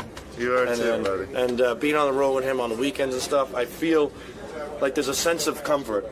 You know what I mean? Like it's like when you're with family and stuff that you're out there. There's a lot of strangers. There's a lot of great people, but you really don't know them personally. But there's always somebody you can sit down with at the end of the day and discuss things, and that's where Richard. That's what Richard is to me. He's somebody that I feel relaxed when I'm around Sal. Instead of normally drinking 10 vodkas on a plane, I'll only drink 8. Right. When I'm with Sal, because he relaxes me. There's nothing funny than sitting on the plane, putting your head back and hear clink, clink, clink, clink.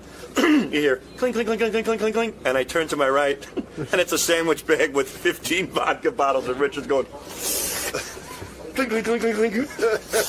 Clink, clink, clink, clink. And this is while the plane's going up. This is where you have to be buckled up. Your seat has to be upright. Your tray table has to be in. He drops the tray table. He hugs it. He takes the bottles out. It's just one of those quirky little things. And I'm the guy next to him supporting him in all this. Yeah. I'm like, I know. I go, this is my girl needs. Sal and Beetlejuice. Whenever I fly with either of them, they never give me shit about it. Back to work. We gotta get back to work. Okay. Okay. Let's go do-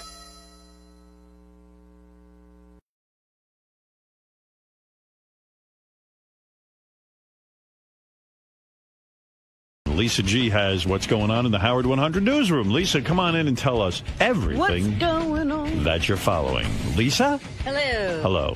I saw that Ross got Lisa's card for Mike. Yeah, well, Mike wrote me an email. Oh, no. Saying, what about the, 6 of us, Ross and Melissa, You and Beth. and Lisa and Mike, him? Mike and Lisa. What about we all get together? And I was like, dude, what are you writing me for? Write your buddy Ross. He's the one who's got to give permission for you to date Lisa, evidently. That never works because you Right. don't end up talking to the person. Yeah, That of course. big group date kind of Yeah. thing? Beth was like, I don't know why Lisa and Mike don't get together. But Beth was like, Lisa's so cute. Like Mike would be thrilled to be with Lisa. Wow, thank you. So, I'm going to see her today. Who? Mike and Juliet. Oh, you're going to go see Beth? Yes. Oh, I thought you were going to go see somebody else. No. Yeah, Beth is on the Mike and Juliet. Did I mention that? No, you No. didn't. Yeah. She's sitting in for Juliet today? Yeah, it's Mike and Beth. Great. What you wearing? She showed me. Now I'm having trouble remembering because it was like 2 days ago. She's wearing a cute dress. She'll look hot. Did she do another fashion show for you?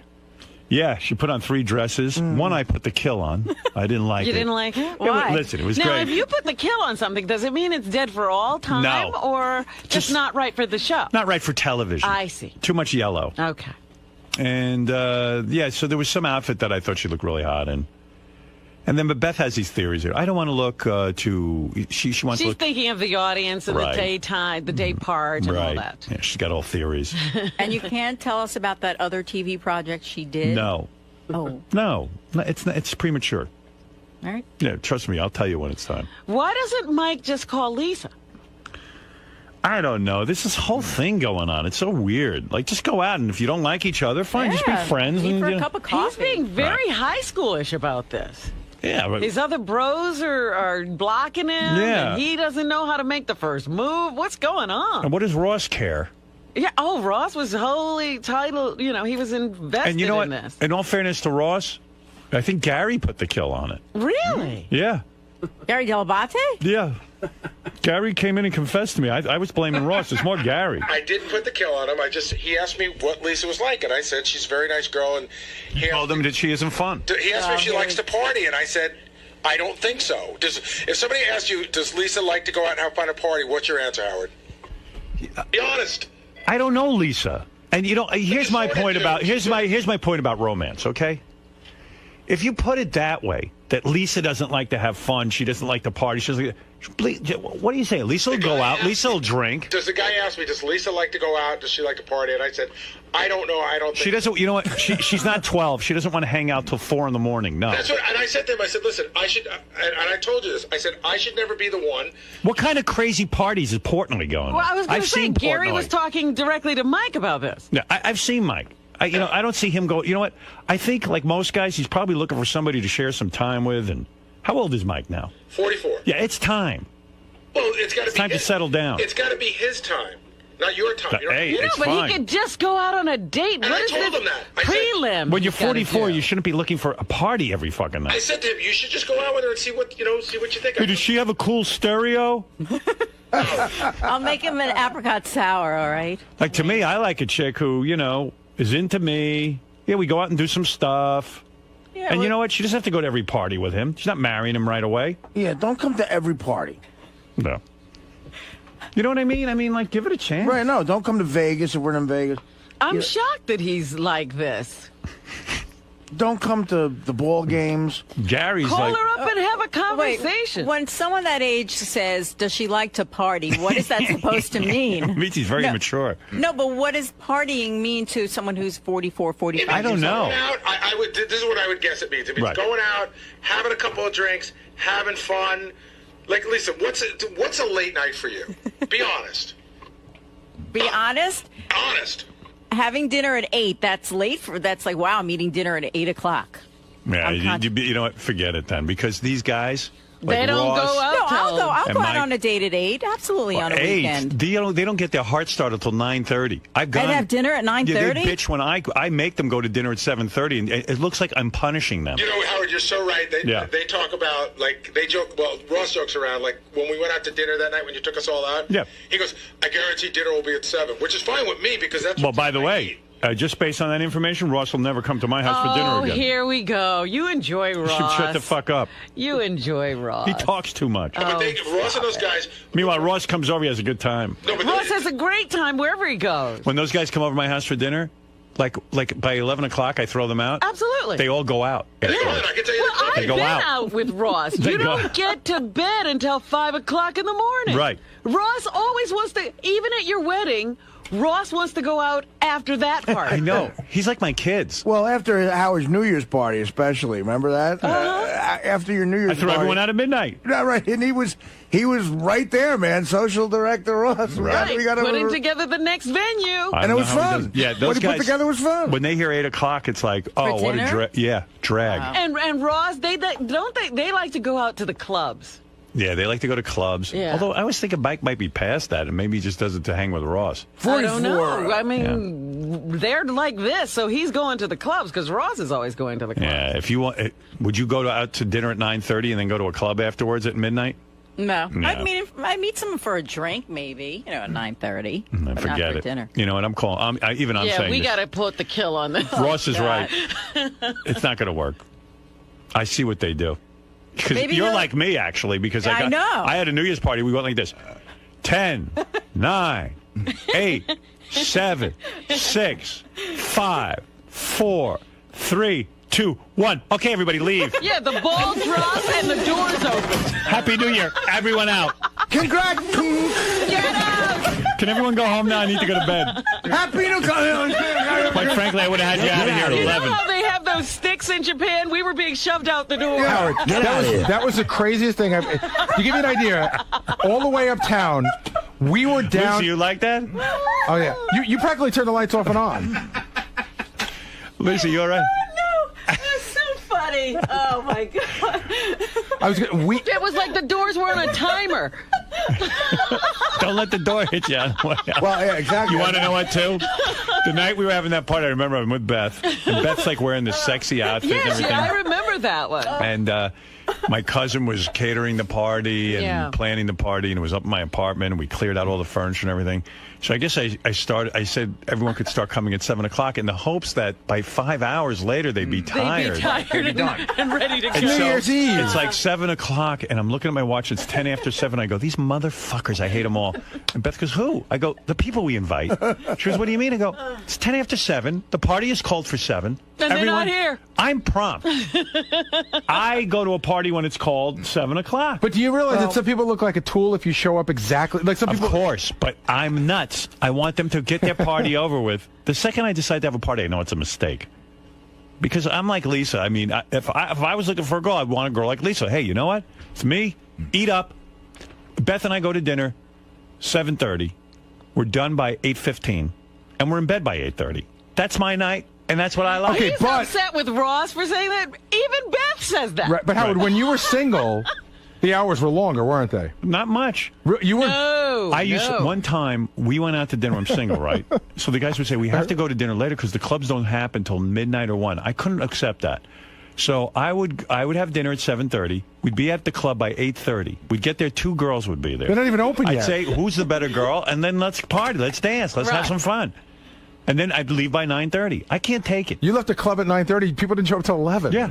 I missed everything. I would say the night of your New Year's Eve party, the thing that I'll always remember was it was right after 9/11. Right. You know, you're all the way, up pretty far. We got to Times Square by 1:15, and we were stopped. Dominic drove us. We got stopped every 3 blocks by the police. So that means we must have been in Dominic's car by, I'd say 10 after 12, 12:15. Absolutely. That was it. The party was on. Gary, you saw the countdown. Everyone said Happy New Year.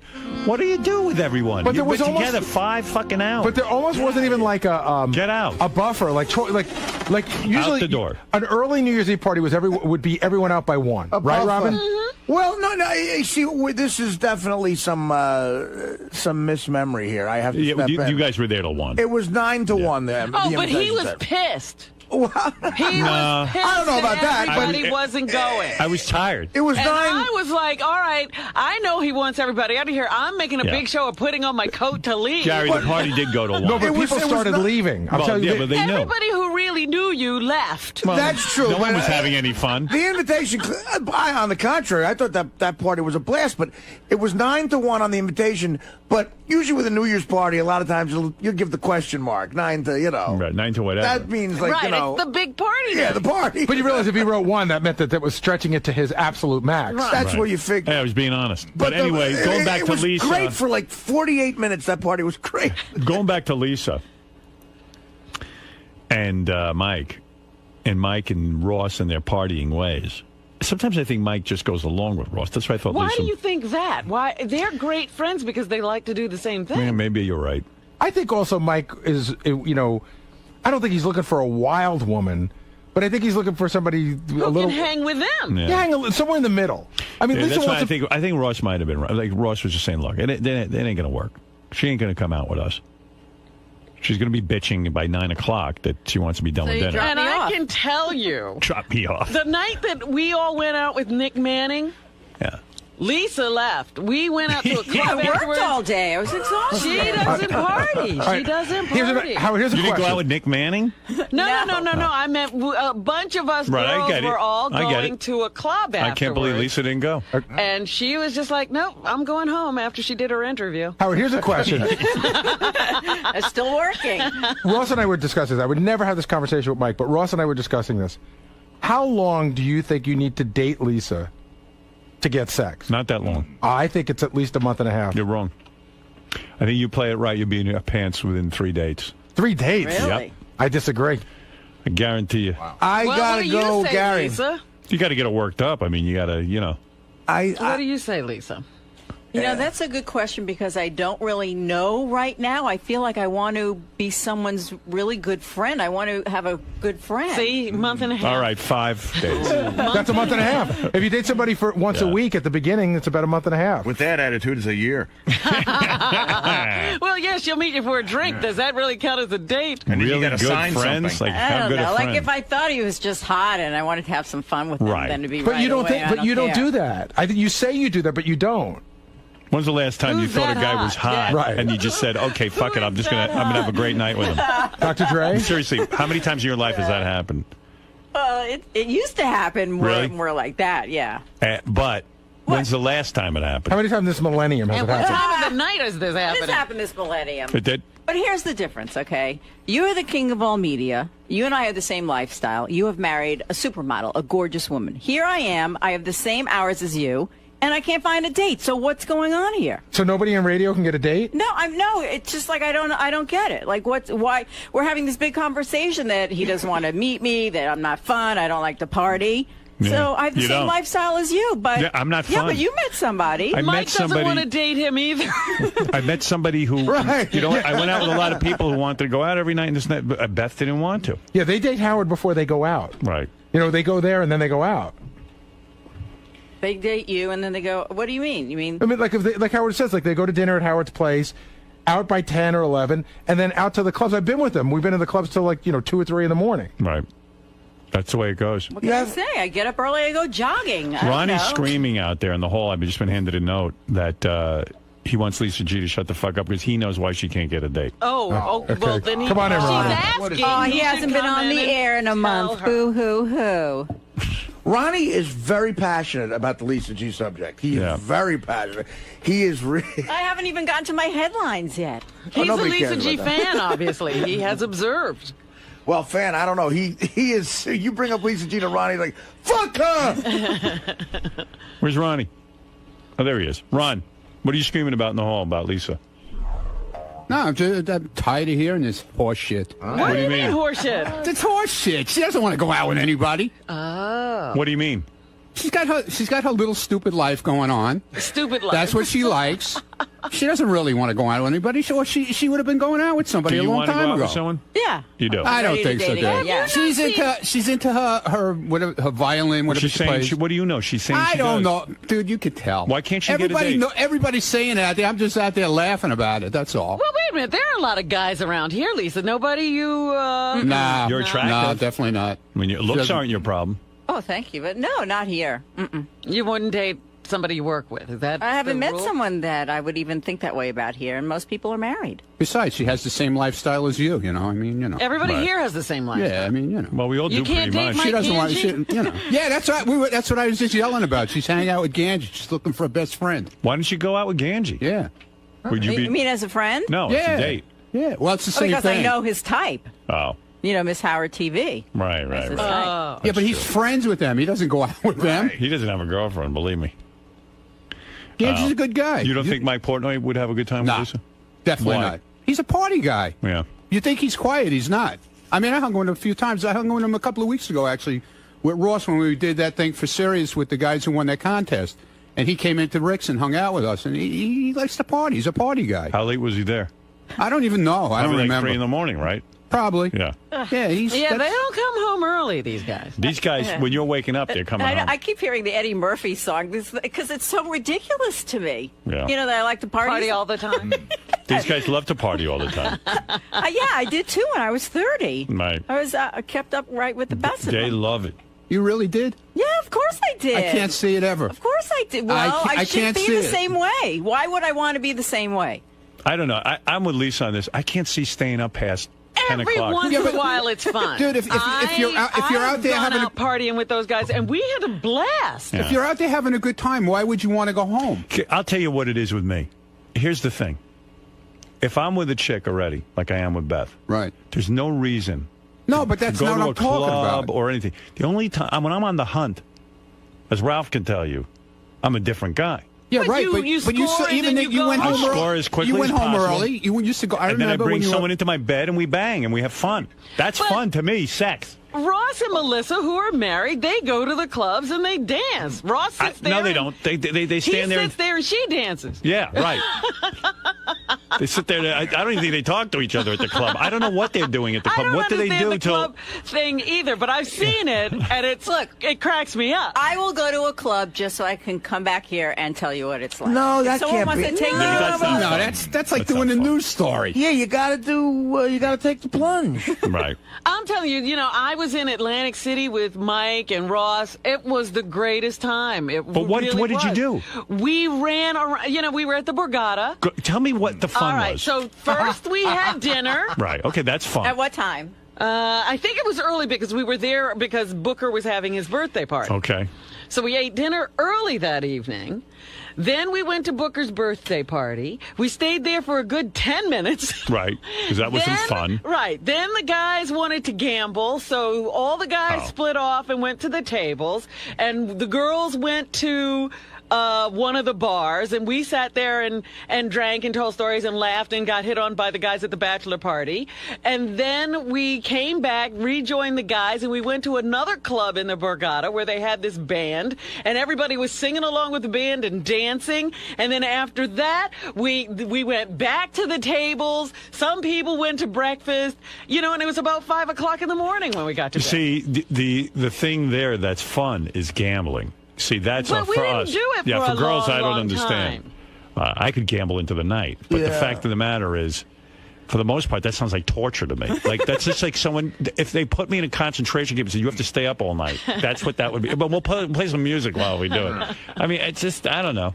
Maybe it's from getting up early all these years. But it was fun that night. Yeah. We had a great time. It sounds horrible. I wouldn't want to sit and talk to people all night, hear their funny, dumb fucking stories. And I just, after a while, it's enough. It wasn't an all-night thing. Dinner was fun because it was like crazy, and the table was, we had 12 people at the table or something. A great conversation. Gives me a headache. Too many people. Then, off to the birthday party, saying hello to everybody. Moving out around. Of there. I hate that. Then going, the splitting up, the guys going to gamble for a while. I don't know. I don't even think they gambled for more than an hour. And then so we all annoying. went to a club and listened to some now music. I have a headache. You're so funny. That would drive me crazy. And even last week, I met the girls for drinks before the McCartney thing. Then we did the McCartney thing. Then we went out to dinner. I didn't get home until 3 o'clock that night. Wow, kidding where'd you me? go for dinner? Saturday night? Spice Market. Yeah. Oh, that's and fun. you're not yawning the whole time? You're not ready for bed? No. No? Wow. Shut up. I'm just jealous. Spice Market's fun. I've been there. Yeah, So you that's had a fun cool there. place. Yes, I did. But Robin Well, has you're done home by this. 9. Robin's done a whole 180 where she has this lifestyle now, and I guess it does give her a lot of energy. She goes out and parties. I mean, but So, like, what did you eat at Spice Market? Steamed broccoli or steamed cauliflower? I didn't have steamed anything. I had whatever vegetables they serve at Spice Market. Oh. And pick it there's out of the sticky dumpster. rice. Pick it out of the Stinky rice? We have no food left. Get it out of the dumpster. Coconut rice. Give me some of that stinking rice and give me some vegetables. Serve it to the nut at table 4. sell it to the 34 at 4. Crazy. What? Yeah, but I want to know what. All right, Lisa, what is it, Ronnie? Thank you. I don't. So What would she, entails fun at a party? Like, if Lisa's at a party, what's fun there? What do you do at a party that's fun? what does anyone do? I don't know. Stand around, talk. Right. That's partying to you. Artie should come What is partying? come to a cookie party one year. That's what- that's well, that's you know. fun for her. Well, partying when I was in my 20s and early 30s in New York meant, What? getting Do coke. blow. She's not going to do blow. Right, but I'm saying, but she never was like that. No. So what's the... Look, she's a cookie nice party. girl. If you Yeah. wanted it, listen, if I was Mike, this is the way I'd look at life. You find a nice girl, you want to spend time with her, if they're attracted to each other. Well, nobody's going to have your lifestyle, Well, Howard. I'm telling you what they should have if they're Oh. together. If you really want to be with someone, you do things together.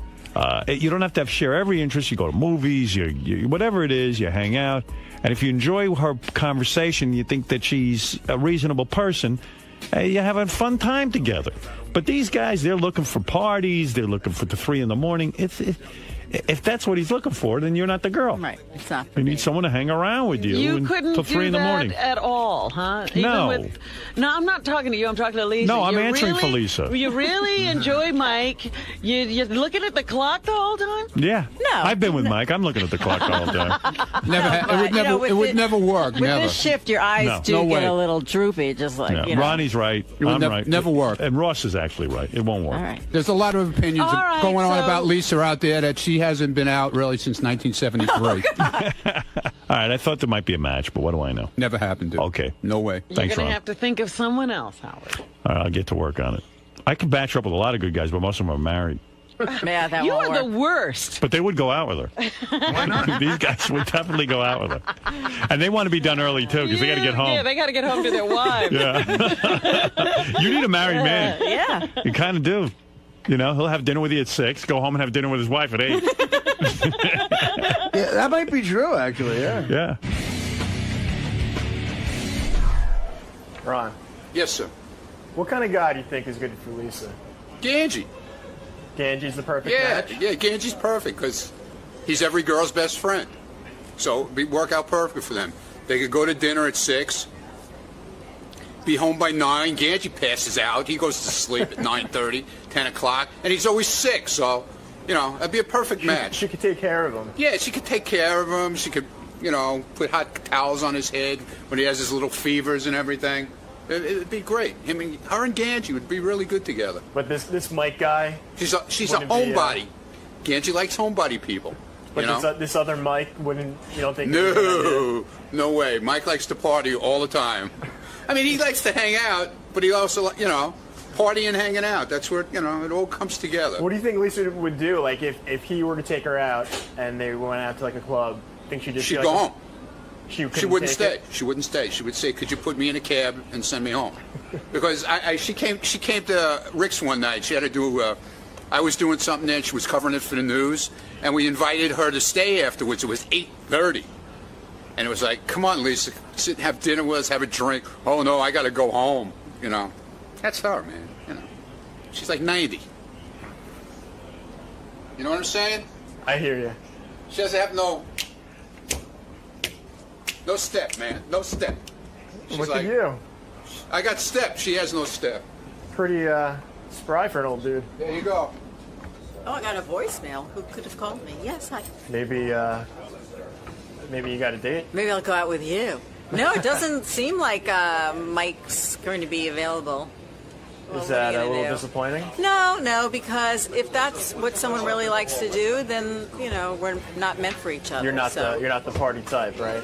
No, I used to be when I was 30, so it's a little too late for that to go backwards. What about Ronnie's suggestion of Mike Ganji?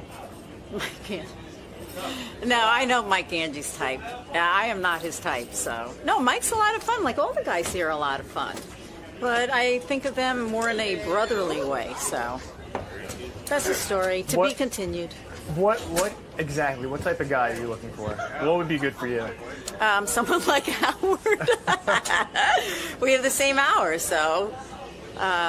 It's hard to pinpoint it, it really is, but someone who works hard and someone who also appreciates what I do.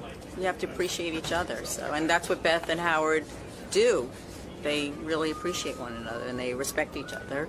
She likes to jog, he jogs, he goes to bed early, she goes to bed early. So Let that's the it. truth be heard.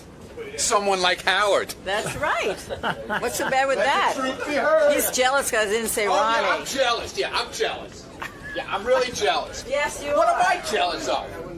Then why'd you just say that? Because you always say that Howard's and Howard's not the guy that you fawn over that No, TV I don't screen. fawn over oh, him. you do. Come on, I'm give me a watching the break. screen. No, you You're fawn just all jealous over it. that you're not like him. I'm not You're jealous. not that the I'm- king of all media. Then I why are don't you wanna saying be the something king in of all front of? media. I don't Then wanna why be are you the king of saying all something media. in front of a TV camera, Ronnie, if you don't care? Because we're all making comments about Right, this. that's Everybody's right, and you making don't comments care. about it. That's right.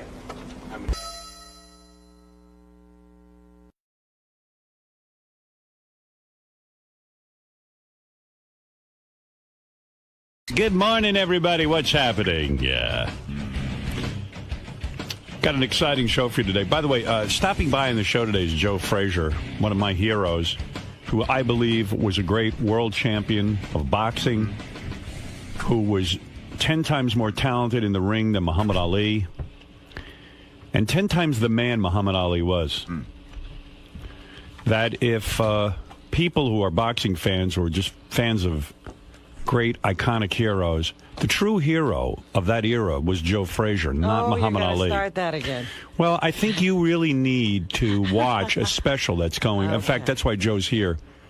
HBO has commemorated the Thriller in Manila, which I know. I saw that promo. It's a fantastic special, and what you begin to learn is that Muhammad Ali was a monster. That. Well, let me tell you about it. I know you can't believe it, but the real champion was Joe Frazier, and the real people's champion. You know, don't forget, Joe Frazier was a man of the people. Grew up on a farm, worked farm life his whole life. Muhammad Ali worked at one thing, being Muhammad Ali. Never held a job except being Muhammad Ali. Oh, and when it came, hold on, when it came to fighting, he called Joe. He did the worst thing you could do to another black man. He said that Joe was a race traitor. He said that Joe was a gorilla. He was ugly. He was too black. And he said he was a traitor to his own people. And Joe Frazier was a guy who was just boxing. He was working his way like any other man, trying to find his way in life and make a living. Muhammad Ali went and spoke before the Ku Klux Klan. He went and, if you can believe this, spoke at a Klan rally and said to them that he wanted to see the races separate, just like the Klan. Oh, yeah, that he approved of the Klan and palled around with the Klan. The very same Ku Klux Klan that was tying a noose around his brothers' necks and lynching and burning crosses. He sat there. Well, I think that you're not looking at it in a certain context. You're looking at it as a white man. Look at it as a black woman. No, but I'm looking at it as a person who grew up in a confused society. What Ali did to Joe Frazier was worse than a lynching. Did he call him Cassius Clay before Muhammad turned on him like this? You can't answer that question. I think, yes. No, you have to watch the special. I can answer the question. Okay. The fact of the matter is that Muhammad Ali was beating up Joe Frazier so badly that his own people, black people, would boo him and shun him. And, I mean, what did he have? You're not answering my question. In the verbal war, he went Cassius Clay. Big deal. He didn't call him a gorilla. That was the thing that he got really upset about. You got to know what upsets people. He sat and held a rubber gorilla in front of Joe's face. And white people loved it, by the way. You know, for years, dark-skinned black men were, ugly and disgusting, and Cassius Clay went right into it on him. Excuse me, you act as if Cassius Clay was enlightened. Cassius Clay did terrible things to Joe Frazier, race Clay baiting. Did the same things that black people are doing to each other today. I'm talking about Cassius Clay, your hero. Today. And Joe I never Frazier. said he was perfect. Joel Frazier was a better fighter. He was not a better fighter. He was not a better fighter. He was. How come he lost twice? He lost once. He lost twice. Let me tell you something. Hold on. The second, you don't know anything. What is it, Gary? Okay, he won the first fight. That's right. He lost the second fight. And by the way, okay, go ahead, yeah. And this fight, Robin, you know the story. Ali wasn't getting up for the 15th round.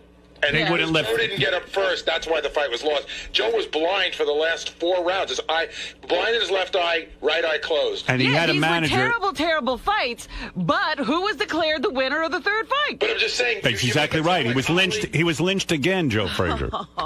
Joe Frazier. Here's the proof. Forget everything else. See who's talking and who isn't. See who's walking and who isn't. Well, maybe Muhammad has paid a price for the way he lived his life. Karma. But Joe Frazier not doing all that well either. Joe Frazier lives in Philadelphia in the gym that he trains in. He has no money. It's a very sad story. He has no money. He doesn't have a lot of money, no. Oh, dear. I didn't know that. I mean, he made a lot of money. Sure. Listen, what's he doing? Who knows what he spent it on? Probably with Bernie Madoff. Well, Ali didn't have a lot of money either at the end of all the things. But here's the sad part about that. Muhammad Ali they've whitewashed his image so much so that people like yourself buy into him. Well, he did do a courageous thing, and that is why people revere him, not for who he was, but he did a courageous thing. But so-called Cassius Clay, Muhammad Ali. You can call him that now because he can't beat you up. Let him come in here. I'll take him on. That's right. I know you Bring will. in Cassius Clay. I'll kick his ass.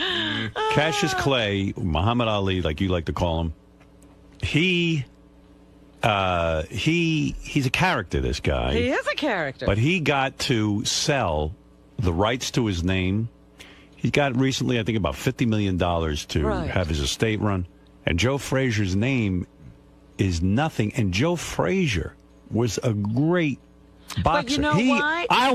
I'll buy Joe Frazier memorabilia. But you know why? You don't buy memorabilia. Well, if I did, I would. You know why? Because Joe kept the fight going. He never embraced Ali. When all of that was, run over and hug him and get your face in the pictures with him. Hug him. He kept that fight going. Joe's the best. Joe said, "You don't call me those names, and I don't forgive." And I love Joe Frazier. And that's been great for him. I love Joe Frazier. I love Joe, too. No, you don't. You just don't know what it is to be black. Yeah, I do. I know better than you. You have no idea. You live the life of a white woman, a white princess. What? You live the life of a white princess. I'm a black princess. I'm blacker than you. Believe me, I've been the black man. You and this documentary, you are white people analyzing black people who were raised in a racist society and driven crazy. I'm a person. This demonizing feeling for Joe Frazier. You're a narcissist at 34. Of a simple man. Oh, boy. Is ridiculous. I'm like, who are these? It's white people who did this documentary. You have a 34 rating It's a as a white narcissist. man who did this. I'm like, listen I'm a to people this person. music. Listen to what they're doing. Yeah. They say nothing about the context of being raised in this racist Say society. what you want. I was raised in a racist society. And I didn't you have use your race. problems, and look at what you're doing now. No. You're analyzing people who you can't understand. Joe Frazier is a true champ, and he will be here today. And by the way, Muhammad as a won't. woman, Muhammad Ali will not be here. He, by the way, doesn't have anything to say. He's in La La Land. Isn't Daniel Carver a simple man? He's simple. I don't expect wait, hold it. You expect me to think Daniel Carver has a rational thought about So something? you forgive Daniel Carver? Right. I do forgive Daniel Carver because he's out of his mind. I don't pay attention to Daniel Carver, and Daniel Carver has nothing to do with how I feel about myself. But would you say then that goes to all people in the KKK? Yes, they're dumb and under some delusion that I have some responsibility for how their lives are. So Ali is dumb too. Absolutely, he's That's dumb. right. And Joe Frazier is the people's champion. Read what I say in my book. It's not that Ali was a great man. It was that Ali was someone we could relate to. We couldn't relate to Martin Luther King. We could relate to Ali because he wasn't perfect. So you don't... But he was brave. You're not angry with those guys who lynched people, are you? No, they're just dumb. Oh, here we go. All right, here there we you go. I could I'm be angry. at the entire society and the entire country. You know, when somebody, you got the wrong hero. When somebody raises their hand and says they've not always been proud of America, white people scream, "Whoa, you're not a patriot." Now you're using it the opposite way. Joe Frazier is the people's champion. Just remember that. And rewrite your book and put Joe Frazier's name. Brainwash me, hunky. Joe Frazier, the man. And don't you even talk to Joe when he's here. I won't talk to Good. Joe when he's here. Because you're going to try to rile the poor man up again. Oh. Let him have some peace in his Wait life. till Joe gets here. This is so ridiculous. Do you know this During is the interview, same... face the wall. Shame, the wall of There shame. you. Now look at you trying to master me and tell Your me master. what to do. Yeah, I've been trying for 20 years. And you finally wised up. You won't listen. Whatever. Anyway, so Joe will be here. And we love having him in. And stop trying to demonize Muhammad Ali. Oh, I'm not He is who demonizing he him. is. I'm He's demonizing living you. His life, and he's suffering for whatever those crimes are that he did commit. Thank you. Well, now you're He talking. doesn't need you to be his judge, and you should feel. I judge him. You should feel inadequate to judge anyone during this era. No, I'm totally out of These were it. people, we were all fighting for our freedom at that time. By the way, Robin wants you to know Hitler was just a simple artist with a No, dream. Hitler was a maniac who come on, got he's your hero. who got control of another bunch of maniacs, and they all followed him. So do you ever get upset at anyone's behavior or no? Surely I get upset at the actual behavior, but you can't expect crazy people to have rational thoughts. Your hero, Muhammad Ali, Was a crazy person. is the wrong Driven hero. crazy by the society No. he was grown up. The wrong hero. You need to And so worship was Joe Frazier. Because for Joe to be subject to someone else calling him a gorilla is ridiculous. It shows a lack of character. No. Yes. Joe had a family. You can't. That people. was part of the problem. Stop it. You've never had a national figure, a beloved national figure, sit there and ridicule Are you kidding me? I've been called names all my life. No, not on the world stage. Absolutely. People have Who did that? ridiculed me. Who's the maligned prominence? me just for working with you. Who is the prominence of Joe How about of Muhammad the woman Ali? who runs Ebony magazine? Oh, How I never heard of her. about almost every black organization? Never heard of them. They shun me. No. Shun me. Bullshit. Bullshit. That's right. Have you ever seen me in Ebony magazine? Yes. No, you haven't. They had you behind bars in a cage. People have called me the same names they've called Joe. I'm going to put you on the cover of Howard Stern's Ebony. I'm buying Ebony magazine. Look, you'll see the real hero come through those doors I love today. Joe, but you can't carry on like this. It's ridiculous. You will see the real hero. It's ridiculous. Right, Fred? Unfortunately. Who do you side with, Fred?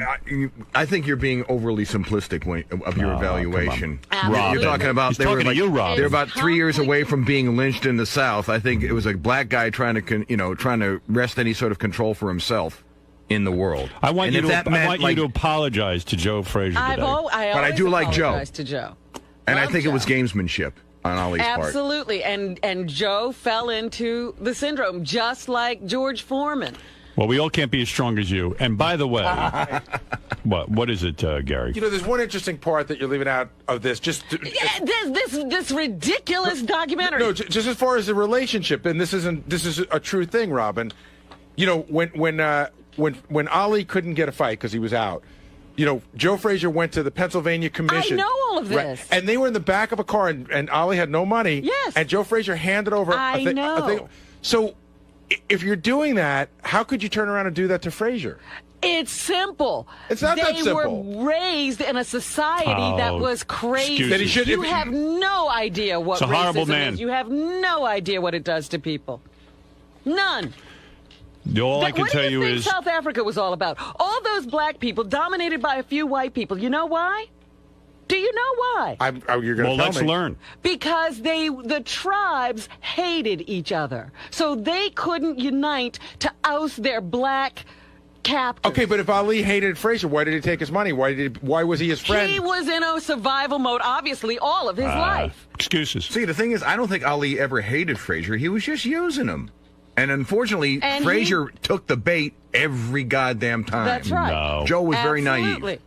So Joe's naive, but he isn't. But he didn't He's make not a fun of a bad man's man. race. No, he he's didn't. But he's a good man, and I he's think the people's hero. I think the pain that Joe felt a real was being black man. tricked by Ali every friggin' time. Absolutely. Joe and his every family. time Muhammad he was the Part of devil. that, and part No. of that is the relationship between light-skinned black people Hey. and dark-skinned black people. I've made a decision. Not only are you going to face the wall during Joe's visit, but Fred Fred is is. gonna face He's the going to wall. stare at you. I said I love Joe. No. Are you kidding? You're out. See, you can't do both. I mean, Ali- Howard wants you to choose. Choose, man. Ali even cheated the Foreman out of his championship. Absolutely. You ever seen? There's a thing ESPN had on about like don't blame George Foreman for losing to Ali because Ali went there and he did some pretty amazing He did gamesmanship stuff absolutely to the same Frazier. thing. He would want to Same win at thing. any cost. I am with the dark-skinned black man.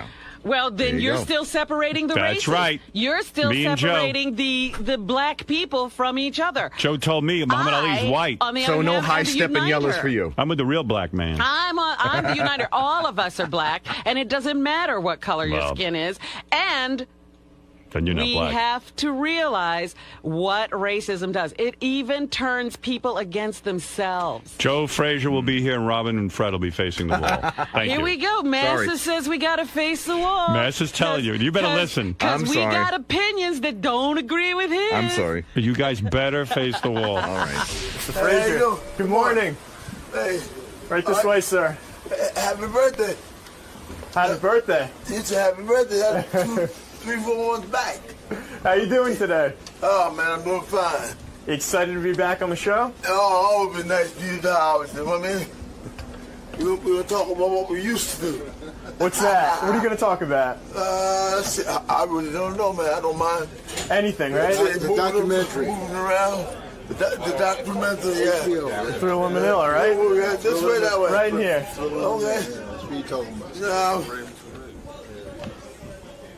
What are you talking about? No bullet on Manila. That's what he's talking about, Pop. Talking about the fight. Talk about whatever Howard wants to talk about, right? Yeah, all the time. You always have a good time when you're here with Howard, right? I always have a good time when I go to Howard. You know, me and Howard speak the same language. You guys get each other. Huh? You guys get each other. Oh yeah, we're good guys. All right, man. Have fun in there today. All right, boogie boogie. World champion Joe Frazier is here. I assume his son Marvis is with him. I'm thinking.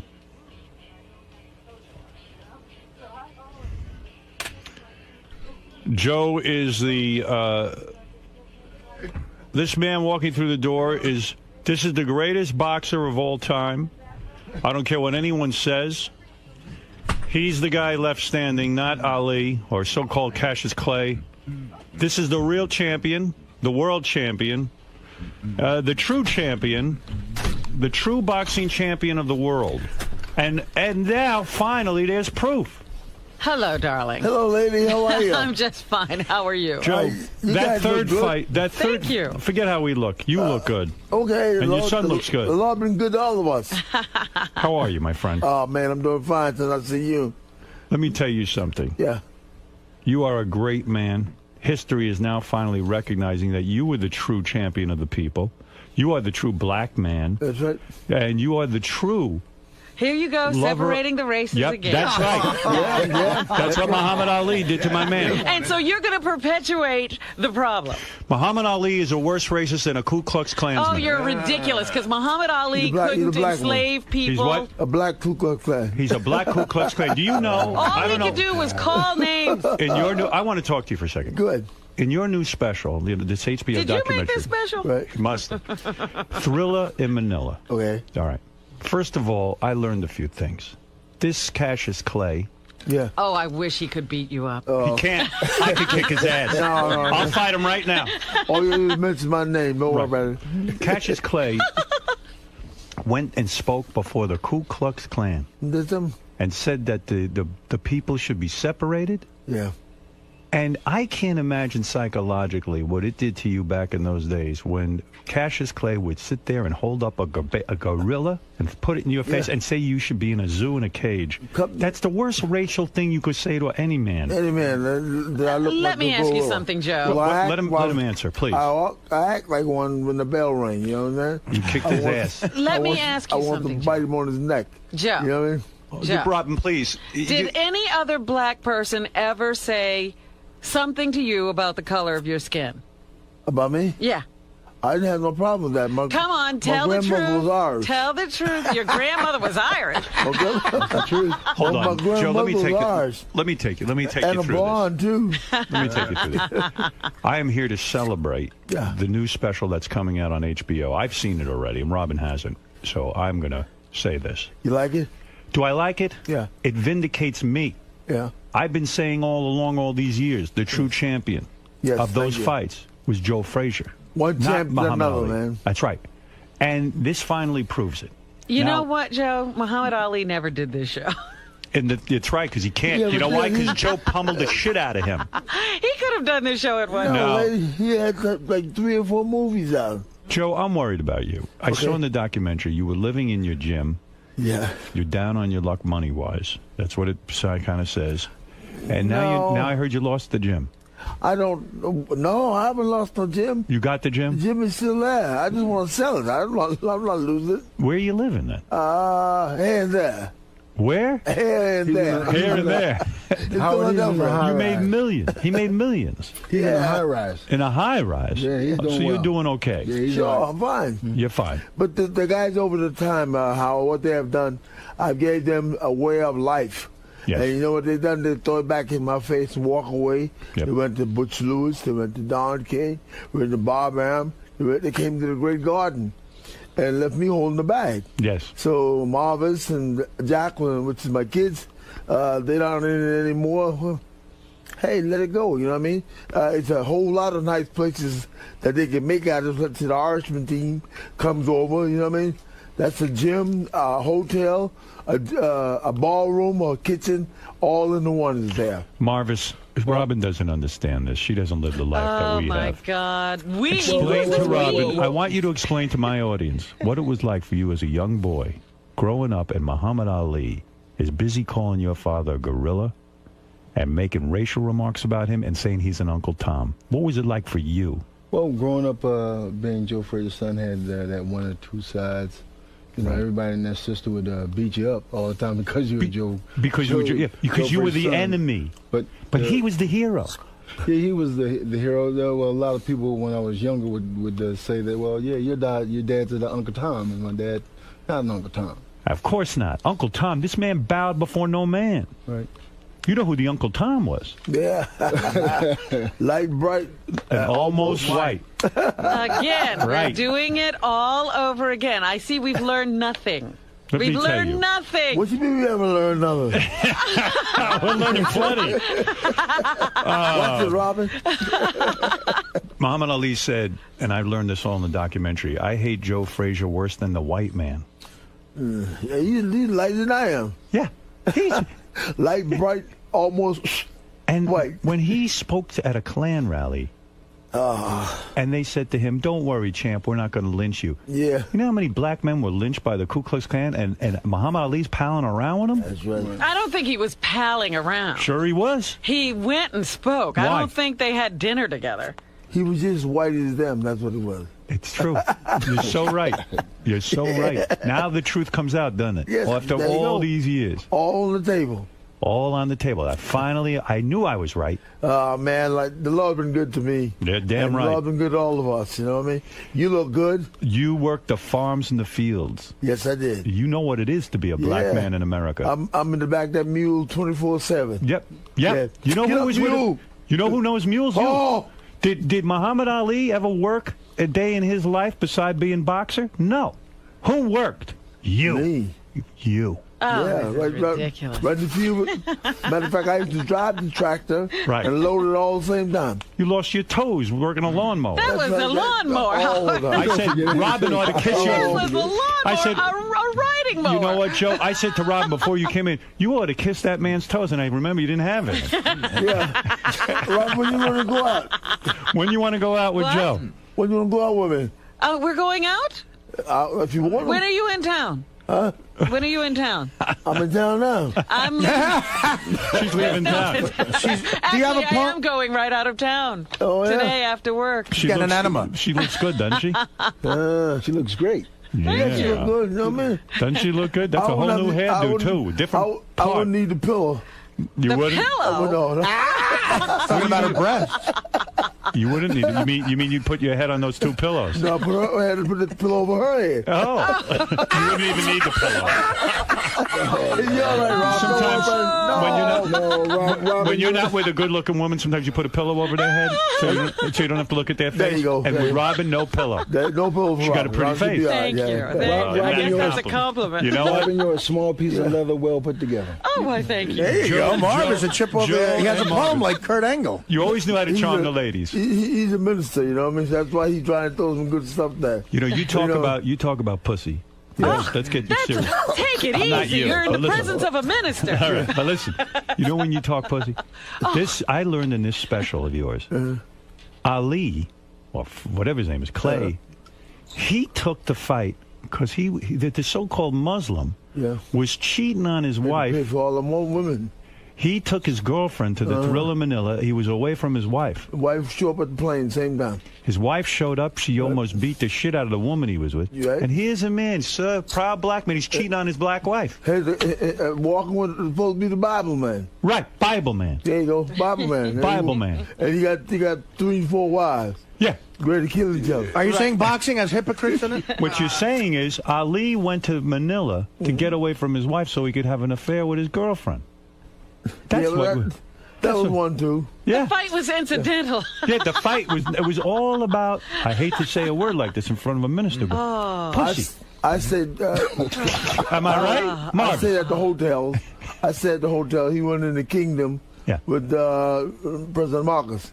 Yeah. I don't know what they've done together, okay? I'm going to leave it alone. What Right. are you implying, Are you Joe? saying Ali had a sexual affair with the president of the Philippines, I ain't Ferdinand saying Marcos? I ain't saying a thing, you know that? Let me tell you something. Maybe You are Imelda. no Uncle Tom. You bow before no man. Yeah, no. You had respect for women. Yes. And you are a good man. And here's the thing that must kill you every day. And be honest with me. Joe, you never cheated. Big man? You never cheated. Never cheated on Marvis's mother. You never cheated. Oh, no. No, he was a good man. I did a little dip in there. Okay, thank you. Dip here and there, you know what I mean? No cheating, no. But he would never be cheating. But he would never be dumb enough to invite them both to a play. I just stop and go in there and tell them I can't do it, you know what I mean? Oh, yeah? I'm a true guy. You know? Walked away. Did you? Walked away with my pants in my hand. I pulled my pants back up. Let me tell you something. Yeah. All right, so you had some pussy, too. And you never cheated on Marvis's mother, right? No. Never. Thank you. She was a saint. No. That's right. I hope not. Yeah, you know, like, the more you have to do, like, you know, Right. Marvis is watch praying. because you don't know who's looking at you, you know what I mean? At the time. Right. You know? Well, you were the champion, and you beat Ali the first fight, hands down. There's no question. I beat him all 3 of them. Exactly. Okay. This is my point. Yeah, okay. Second fight was a farce. Yeah. The third fight, he was done. You had that fucking manager, whatever he is. He told you not to get up and fight. Yeah, well, he's supposed to look out. You had it won. He wasn't going to come out because he's out thinking about 71. We're going to crack him on the jaw again, you know what I mean? You went the full distance. Ali even admits he couldn't get up for the last round, and what are you, manager or something? My trainer manager. Do you hate this guy now? No. Well, see, once you make that groove in the corner, along with the trainer, other people who are part of you, you want to stick with him because he might see something that you didn't see. And everybody's alive today because of it.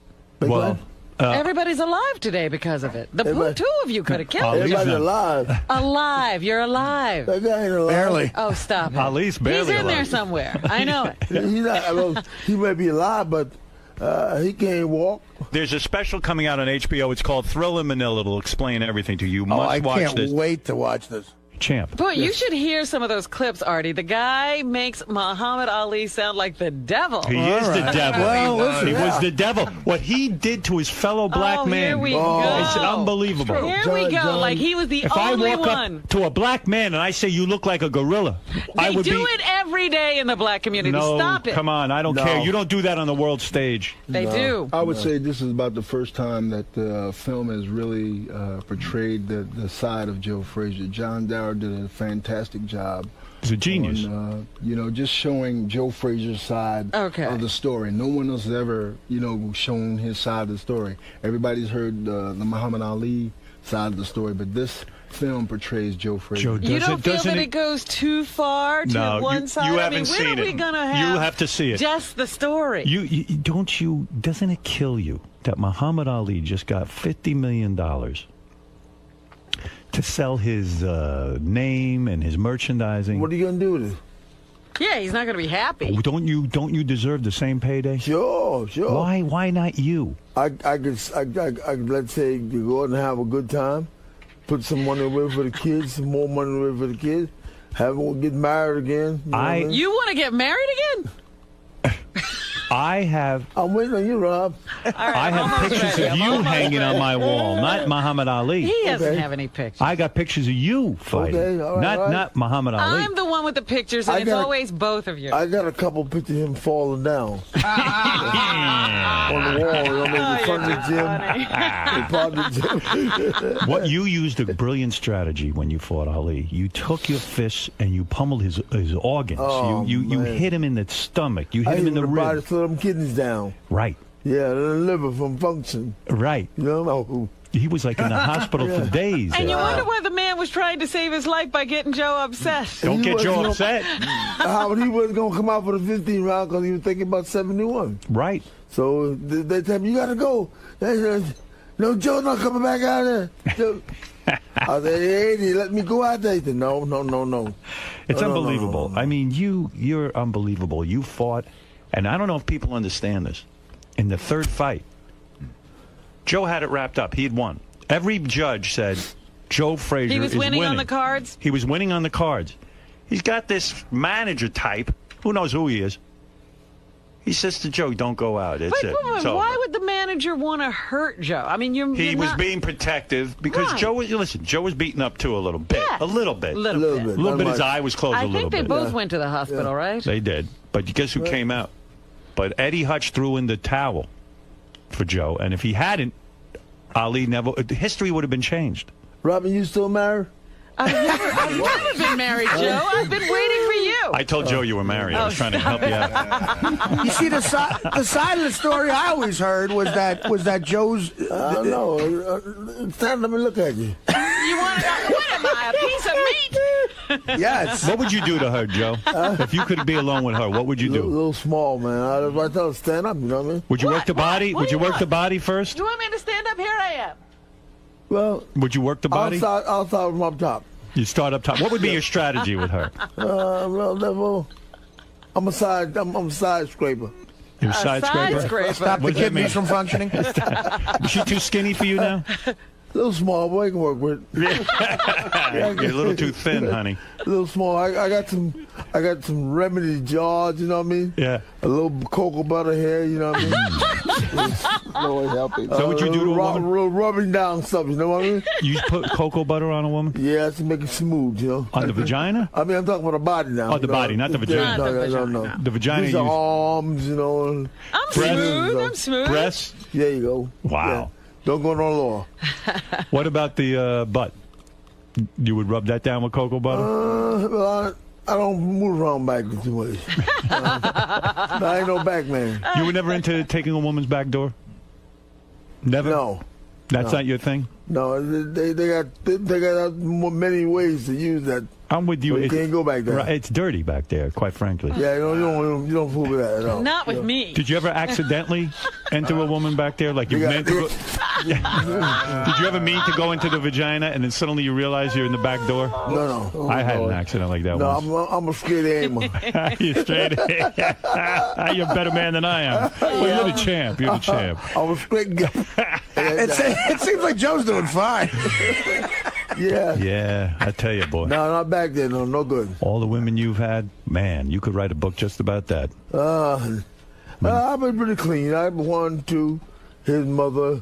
Right. A couple more. You know. That was it tonight. Keep it What clean. number would I be? I don't want the kids to look at Daddy as a bad guy. You know what I mean? If Robin was to make love to you, what number would she be?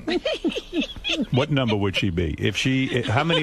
In other words, would she be the 17th or the 1700th woman you ever had? About five. Number five. Five. Yeah. So you haven't had Get that out number of yet. here, Joe. No, I stay Number away five from that today. stuff, man. I'm cleaning chitlins. When's the last time you got laid? Big button. When's the last time you got laid? About 3-4 days ago. No kidding. Yeah. Marvis, you know the woman? Yeah. You met her? Did you meet the woman he banged? He sees no evil, hears no evil, speaks no evil. So, It's hard for Marvis, you know. He likes to think of you as just, you know, yeah, dad. God forgive, you know, that his wife passed away. Whose wife passed away? Marvis. Marvis's wife passed away? It's been about 9 years now. What did she die from? Cancer. Cancer, young woman. Yeah, You getting any? Oh, my God. How long did you, is he back in the saddle or is he still grieving? He's still breathing. You're still grieving? I have a fiance. Oh, you do? Oh, so you're getting some. Well, I Good for like you. to see me married again because otherwise we don't have nobody to carry these names on. My daughters have a lot of boys, and let's say like they Marvis That doesn't name have any goes someplace boys. else, Yeah. you know, Marvis doesn't have any no sons? Fraser. No sons? 2 daughters and 2 granddaughters. You better get busy. No sons. No sons at all on my side, I don't think, right? No. No sons. No Frasers. No grandsons. To carry on the Frazier Fraser name is going to die, Joe. Can't have that. What's this? The Frazier name is going to die. You don't get busy. Oh no. Walt Frazier had sons. I got 5 daughters and 6 sons. Oh. Oh yeah. But none of them but have they're it. young guys. I see. You still got a chance. Jeez, Marvis. I don't know what they do with women. You know what I mean? The 17 and 18 and 20 years old guys. You know what I mean? Maybe these daughters I are. got married. I was like 16 years old. Oh, you think they should be married Marv was already? there when I was 16. Yeah. Marv and her sister. Wow. Really? Yeah. Wow. I've been batting 2 hands. You know what I mean? You were 16 when you had Marvis? And another girl. Wow. Ooh. But you were a real man. He must know how to train dogs as well. Did your mother practice voodoo? No, not mom. Who practiced voodoo? Grandma did. Grandma. Grandma from voodoo. Yeah. And when you were living on the farm, you your grandma come over and do voodoo. What would she do? What kind of voodoo? They had a jug in her hand. You know what I mean? Lord bless them. No kidding. I said, Grandma, what that for? To make you better. Better? Better than what? I don't want you to make that shit in daddy of yours. Don't you think she put a voodoo curse on Cassius Clay to put him in this position? But back in the days, man, when it was Joe's, yes, Marciano, Sugar Ray Robinson, right on down the line, these great guys, man, I said, I'm going to be a champion of the world. And my uncle said, he was a rocky boy. Dolly, can I have a shot of that thing? That was liquor then. Yes. You know what I mean? Yeah. So that boy will be a champion one day. You'll see. That was his uncle. They all gone. My Uncle Rock. Yeah. Israel. So they believed in you. Your family believed in you. And now, though, you live with great pain. You do. You someone told me you're taking 20 pills a day just to stay out of pain. Is that correct? No. Somebody told you something wrong. But let's straighten that out. I'm a diabetic. Diabetic? Yeah, I'm a diabetic. No pains. He decided that the blood probably could drop too low or go up too high. Right. But it don't affect nothing else, okay? Right. So in other words... With a lower, too low, I got to get a Viagra. You know what I mean? I didn't know that. Viagra. What did I say? You got to take Viagra. No, I think I made a mistake. I'm sorry. I better do some vitamin E. Can't believe the champ has to take a vitamin Viagra. C. Did you know that, Marvis, that your dad has to take a Viagra once in a while? He's just joking around. No, he's not joking. He takes a Viagra. Sounds like he's fine. He has hypertension also. So because of that, you have to take the Viagra sometimes when you're with the ladies, because when you have hypertension, diabetes, it might be a little bit difficult to get it up, right? No problem walking. It's just decided that sometimes I want to make sure I'm okay. You know what I mean? When you're with a lady, when you were with a lady, yeah. So when do you take the Viagras to get it hard? Do you time it out a certain way? Like how do you work it? No, what I get in the morning, like I want to try different things, like in the E's and C's and stuff and B's. So I probably just drop something in there, to help the E's and the B's and the C's out. You know what I mean? He doesn't take Viagra. Marvis, he takes Viagra. Yeah. I hate to break it to you. Marvis, he's got to take a little Viagra. The man is not a young man. He takes a Viagra. Smoking Joe Frazier. Yes. He's not going to discuss it with you. He discusses it with me. You see, you don't have these kind of discussions with your father. I do. He can teach you a lot about Viagra. I can't talk to him that way. He's a minister. Right. I'll tell him every now and then. But Marvis is no fun anymore. Ain't nothing wrong with dropping a little Viagra in the E's and the C's. Right. And the B's. Yeah. Why not? They help each other, you know what I mean, down the line. You know? Absolutely. You never know when you might run up on something, you know? Marvis gets embarrassed by this kind of sex talk. He's going the godly way. I see what you're doing. But, this is natural. This is natural. Talk about a man's ability to have sex with a woman. These are all jokes. He's a minister. We're just joking. He's a minister. Yeah, he's a priest. He's not that much fun anymore now. You don't want to discuss that stuff, you know what I'm saying? He used to be a lot more fun, didn't he? Yeah, he's still fun. Yeah. He's so fun. Yeah. Let him go and do what he got to do for what he has to do, for the church and stuff like that. Right. But Does Joe go to your church? I'll try to stop him before they get there. Yeah, Does he go to the church? No. He's been there once. Oh, my God. Well, he's always on the road. On the road, he's busy with the Viagra. He got no time for church. He's on the road. Joe, does it make it as hard as like when you were a teenager? Oh, my goodness. Does it make it as hard as like when you were a teenage boy? Yeah, it almost as hard as Kane here. Really?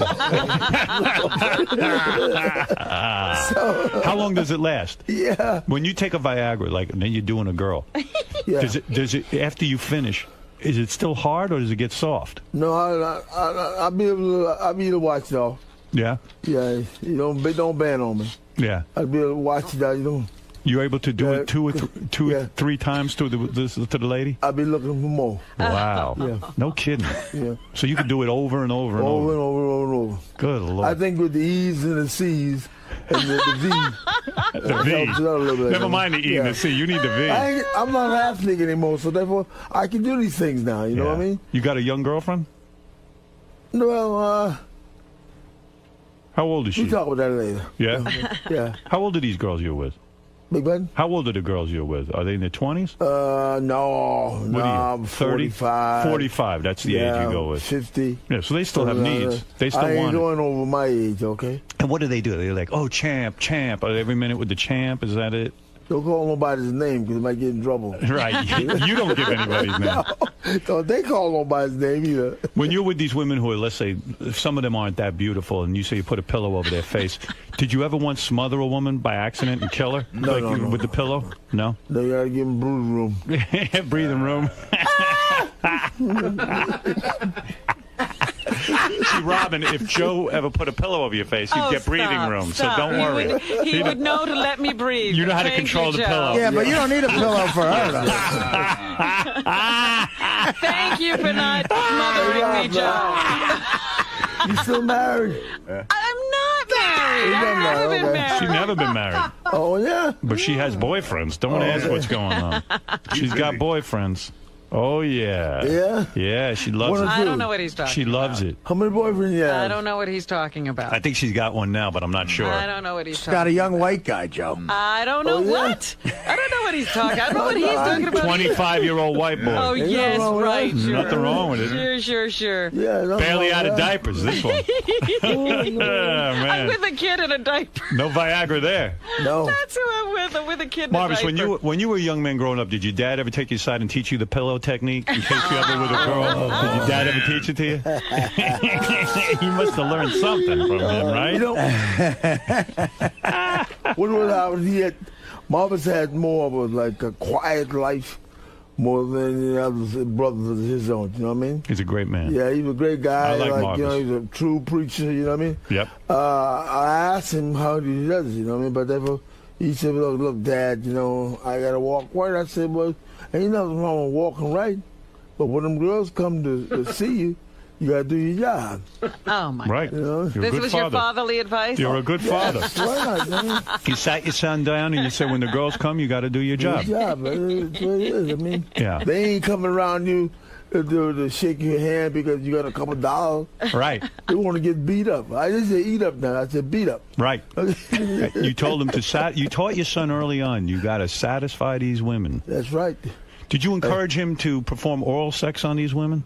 In other words, some men don't teach their sons that. No, we don't go that way. Like that. The black community. That's a little rough for him. Marvis, I ain't gonna get down. I ain't gonna get down too rough on him. You know what I mean? Right. There's some of the things they ain't gonna tell you no way. You know what I'm saying? You never licked a woman down there, right? You never did that. You never sat there and licked them. No, I never go that low down there. You never went down there. I stay above the navel. Above the navel. And you taught your son that too, right? I hope you did. Marvis, you go below the navel? Wow. Holy Why not? man. No. Oh, my goodness. Marvis is more beat up than when he fought Tyson. Down goes Frazier. Do you think Muhammad Ali used to lick all the women? He probably licked them down there, right? Because he bows before the women. I don't know what he done before now. Yeah.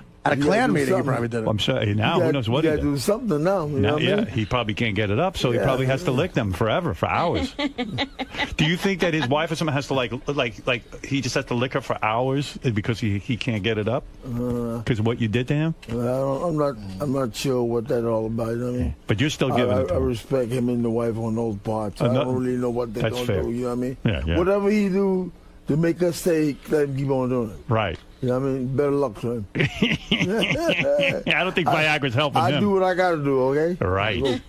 Yeah. You know, it was about, I think about 2 or 3 years ago at the... Don't tell me you licked a woman, Marvin. Stop it. Your father will throw you right out. No, this was at the All-Star game that was held in Philadelphia. Right. And my father and Ali in a private quarters inside a hotel. You know, they embraced each other, you know. Why? For, I guess, love, forgiveness. Wow, come on. You know, come on. I mean, You know what, Marvin? I wouldn't have, He talk around, you know what I mean? I wouldn't have hugged him. Yeah, he talks around, you know what I mean? He can't get directly straight to the point, you know what I mean? He didn't look at you. Yeah. He hugged Yeah, you, but that's all right. did he look you in the eye? No. Yeah, I'm still the father, so you got to be careful. You're damn right. Yeah. It wasn't sincere, was it? Yeah, he got a good job, and he's a good minister. You know, and he's good for the kids, you know what I mean? Yeah. And he goes to the prison, he goes to the church, he goes to the community. Right. But he can't make you forgive Muhammad Ali. Is that what you're saying? He probably. You want to go get him? You know, if I was hugging Muhammad Ali, they don't have to when you were hugging Muhammad Ali, were you afraid he's going to put a knife in your back? Oh, dear. Wow. I bet you checked him. I hope somebody frisked him first. I hope somebody frisked him. I wouldn't have hugged him. Any man who called me a gorilla says he put me in a zoo. No hug. Sorry. Howard, you know what? You're such a hypocrite because you spend all your time now apologizing to people. I apologize to one person. Two people. Yeah. One person. Soupy, and who was the other guy? Another and there guy. was a third guy. No. Yes. No. And you say I was vicious. I was wrong. He was not treated well. And those people were not treated well by you. Didn't you go to President Nixon and beg him to let Muhammad Ali fight? That's what driver's license he gave him. That's right. You got Nixon to give Ali a driver's license? No, boxing license. Well, yeah, you No one was giving him license together. They took driver's license. They had everything. Took license to fight. Yeah. And you didn't take a married license though. No, can't get that one. Joe, so you're in the presence of a real man. You made up with Ali, and Howard made up with Soupy Sal. I was Ali. They should have put Soupy in a cage. That's right. That's right. But you know, what we're all about, Howard, is that, you know, we know he's in bad shape now, you know, after all the fights and stuff. After you. I hope that the Lord forgive him, you know, and help him to get back where we at so we can enjoy life a little bit, you know. Well, it ain't happening. You did. We You took care of business. Another few days around. You took care of him. So therefore, you know that he come on out and enjoy some of us, have fun together. Your two fists put him in that condition. Well, let's say I had 100 fights and I lost 2 to George. We can go to something else. Yeah. 2 to him and all the other guys I beat up real well. Yep, real good. You were the champ. You were the true champion of the world. Listen, you guys are great. I really want everyone to watch this special and learn the truth about what happened in Manila and who the true people's champion is. And the only way you're going to learn... What is the special called? Okay, it's called Thriller in Manila. And it stars Joe Frazier, the true champion of the world. Now, when you see this, prepare to have your world rocked. You're going to learn the truth. And now you're going to take down your pictures of Muhammad Ali that you worship. Well, do I? And you're going to hang up pictures of Joe Frazier. Uh-oh. And the picture you have in your book, you're going to do a reprint of your book, Robin. I am. And you're going to put Joe Frazier's name. Joe never gave me a picture. Well, we'll get you one. I'm going to get you one. I'm going to get you a naked picture of Joe Frazier after he takes his Viagra. Hey, Rob, we can go out boogieing. All right, we're going to boogie? We can boogie out. Yeah. You are a great man. 10 years ago, Howard, she wouldn't want to talk to me, you know? Right. Give me a hard way to go, you see? Right. And when we get a certain age, you know what I mean? And I went, oh, well, you're going to take me out with one of these days. When did I say that? When she was You're saying it younger, right she now, was Rob. always blowing you off. Now all of a Yeah. sudden she's begging you for it. yeah. Right. Rob, did you ever think when you were a little girl, you would grow up one day? I am begging, Joe. Yeah. I resent that. Hey, Howard, it's always nice being with you, man. It's You know. great being with you. You are the champion. Robin, did you ever think when you were a little girl growing up that one day you'd be sitting with Joe Frazier, the true people's champion, Never. and that he wants to have sex with you? Oh, I never dreamed. That he'd want to have sex with you. Well, you should have sex You know with the what? champ. Both of them did. Both of them did what? Muhammad and Joe. What about See, him? I'm the one who's beat both of them. They both wanted to have sex with me. Muhammad wanted to have sex with you? When I got that picture, he was coming on to me. He was. Robin, Yeah. you too dark.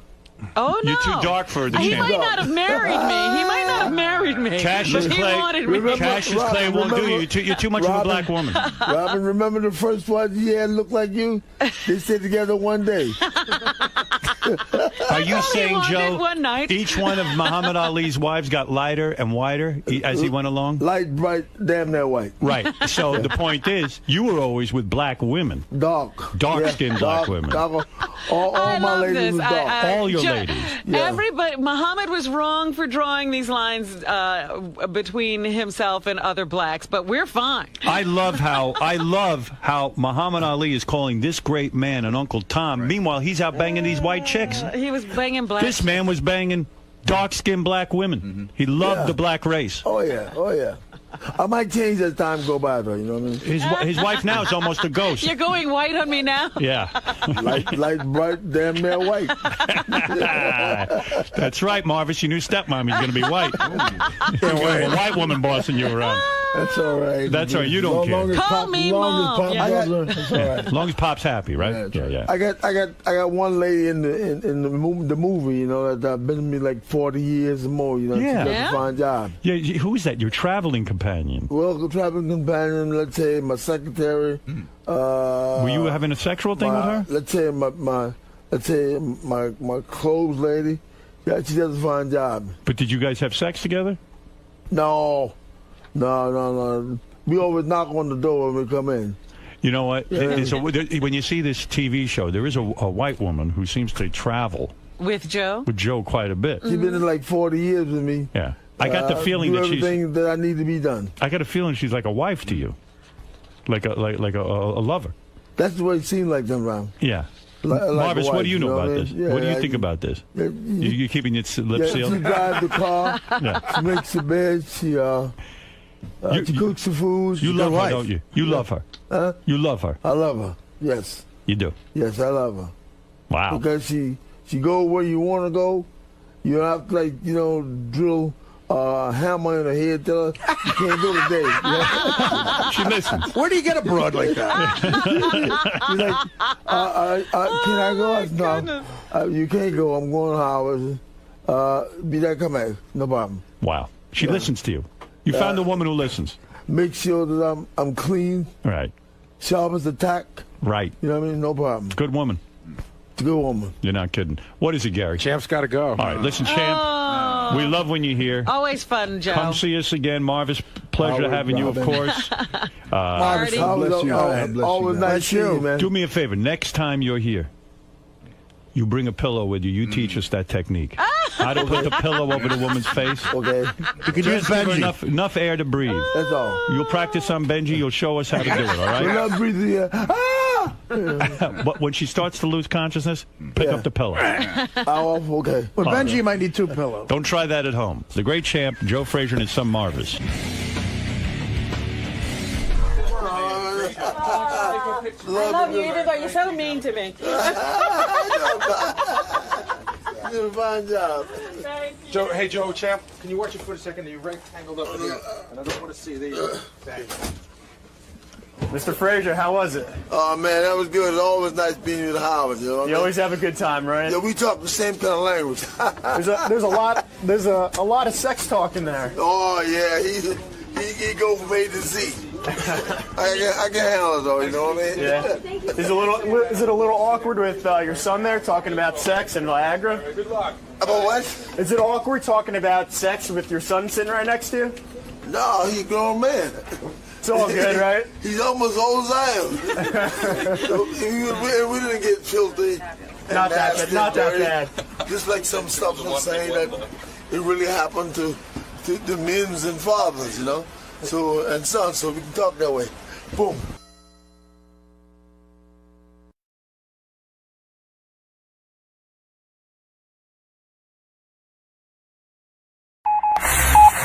This is the best of the wrap-up show. A recap and behind-the-scenes look with John High and Gary Dell'Abate. The best of the wrap-up show begins now. On Monday's wrap-up show, Richard came by, and he's dying to meet Seth MacFarlane, to the point where he's willing to have somebody jerk off on his back. And when you think of someone who's going to jerk off on his back, we talked about male porn stars, we talked about a bunch of people, but there was really only one person who Richard wanted, and that's Sal. And none of us are surprised. Here it is.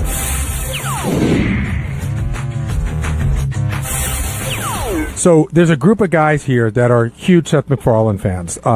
Richard, Jason. I guess, John, you would be part of that camp. I'm not as hardcore as they are, but Richard and Jason in particular.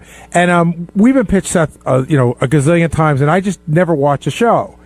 Then my kids started watching the show, and I started watching it with them, and I realized it's really a very funny show, but also I would think that the people that watch that show are Howard fans. There's, a similar thinking there, wouldn't you say? Yeah, I think it's a very edgy, it's animated, it's a very edgy show and great, really deep references to everything, but very, very funny. So we pitched him as a guest a bunch of times. I think he's tried to come on a bunch of times, and Howard's been more of, not that he doesn't like the guy, it's just like, I'm just not that familiar with the show. So in the meeting last week, we were all like, we feel very strongly. We have some good angles on him. He basically got that show on the air almost out of college. But who's we? Like, who's making this pitch? Well, Richard, I'm making the pitch. Will agrees with me from a guest point of view, not even that we're huge fans. And then Richard and Jason are the super big fans. And then Sal, of course. Sal blows like the wind, by the way. I wish I had tape of the meeting. But if Sal senses that Howard's not into it, then Sal goes, yeah, I don't know why. I don't get it. We don't need to have this person. Howard goes, well, maybe you could. That might work out, Sal says. So what happened was we're talking about it in the meeting, and Richard just happens to volunteer that he would blow Seth MacFarlane if Howard would put him on the show. Was that your first offer? Was that because I know that would never happen. Seth MacFarlane is not a gay guy. He would never let me do that. Well, neither are you. Well, I know. And so that's why I just said that jokingly. Oh, if you let him come on, I'll blow the guy. Just kind of understating the fact that I would do almost anything for Howard to approve this guest, because it's one of those guests that has been pitched several times that I always thought, oh, we gotta have him on the show. He'd be so great. The voices. I saw him live at Comics, this comic club, comedy club here in New York, and he was amazing.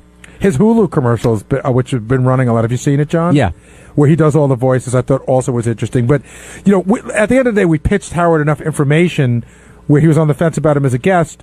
But then, Richard blowing a guy, God, that sealed the deal. And Richard won't be blowing a guy, but you will be taking another man's load on your back. And I will. And who's that man going to be? Hopefully my partner in crime, Sal Governale. Why don't you just leave out the part in crime? Well, yeah, let's back up a little bit, though. Before Sal, you were saying you wanted a male porn star, one of your favorite male porn stars, to do it. Does it matter who it is? Ultimately, you're getting the load on your back. Yeah, but, these people are emailing me, making me nervous, saying, oh, make sure the guy's safe. If it's a dirty load, you could catch something. And so I just thought on a radio standpoint, and Gary loved this idea. I went in and said, hey, Gary, what about Nick Manning? Love that. Because it'd be funny. He'd growl and yell my name, like dropping loads over Richard Christie's dirty back, things like that. But Nick's a straight guy, too, so I don't know that he would be willing to do it. What about your hero, Peter North? Well, Peter North never does any gay stuff, so he would definitely not be into that. He would not do that. So let me ask you a question: Is that basically your admission that on some level this is a gay act? I'll admit that. Yeah, it's definitely not straight to jerk off on another guy's back, or to get jerked off on. or to get jerked off on. Like yeah. Richard came to me and he says, after somebody sent them the note about you got to be careful, and of course anybody I would have in would be tested. Oh, they're going to demand Richard be tested, I guarantee. Why? They're not touching Richard. Oh, they'll still demand it. In case their penis touches my back or But something. Richard says, can I put saran wrap on my back? And I said, no. Come on, it's like just like a rubber, I'd still feel it. Wax paper? Yeah. Jed in Montana, you're on the wrap-up show. Hey, guys. First, I'd like to say, Gary, awesome job on East Street Radio. Oh, thank you, man. Loved your show. That was fantastic. Appreciate it. Richard, man, I'm a huge fan of you. Thank you. But, I sense that you you're no longer will be. No, that's not true, dude. Even if you do it, I'm going to laugh my ass off. That's a fact. But, you seem pretty tight with your family. What do they make of all this? That's pretty fucked up. And I'd like to hear your answer. I'll hang up. Thanks, guys. Great show. Thank you, buddy. I'm sure they're in Kansas shaking their heads right now. But I've done a lot of crazy stuff on the show, and they know I'm just doing it as a prank, that I'm not a gay gentleman. And I told them I pay for their Sirius subscription, and I bought them a radio for Christmas 3 or 4 years ago. And I said, hey, if I'm buying you this radio, just don't complain about any of the crazy stuff I do you hear me on there. Does it ever? Is it one of those things where everybody agrees not to discuss it, or does it come up in discussion and you go, hey, I just do that for the show? It comes up in discussion, and they just laugh about it. They got a great sense of humor. Like, would your mother ever say to you, hey, Richard, when that guy did that, weird act, did that really happen? Would your mother ask you that question? They know it all really happens, yeah. And they, they just shake their head. I've always been kind of crazy. I used to do a lot of crazy stuff in high school, and I've had friends that ran through our yard naked, chasing me, telling me they were going to fuck me in the ass, and, just goofing off and stuff like that. So they know I'm a crazy guy. Oh, my God. I yearn for the days when I was on summer vacation and guys would jokingly say they were going to fuck me in the ass. Have they ever wondered if you were gay or not? I'm sure they did. Yeah, I'm sure it came up at Thanksgiving dinner when I wasn't around, because I never got laid until I was 19. Never had any girls around. Only hung out with my buddies, and I guarantee they probably thought I was. Did they ever ask you about it specifically? No. I don't think they would have cared either way, but I'm sure they thought I probably was. Yeah, this is where I'm jealous of Richard. I'm very close with my parents. I love them. I have a great relationship, but they would be upset if I did this, and that's what keeps me from doing some stuff like that. But did they give you a hard time back when you used to get naked and do stuff? Oh, my God. You should have seen how upset they were when they found out a guy named Kip, who looked a lot like Benji, went to the bunny ranch. I'm not kidding. So I was wondering because I've talked to you about, is there something that would cross the line for your parents? Do you think that they would actually say, this upsets us, please don't do it? If a big veiny penis entered my rectal cavity, I'm sure they wouldn't be too happy.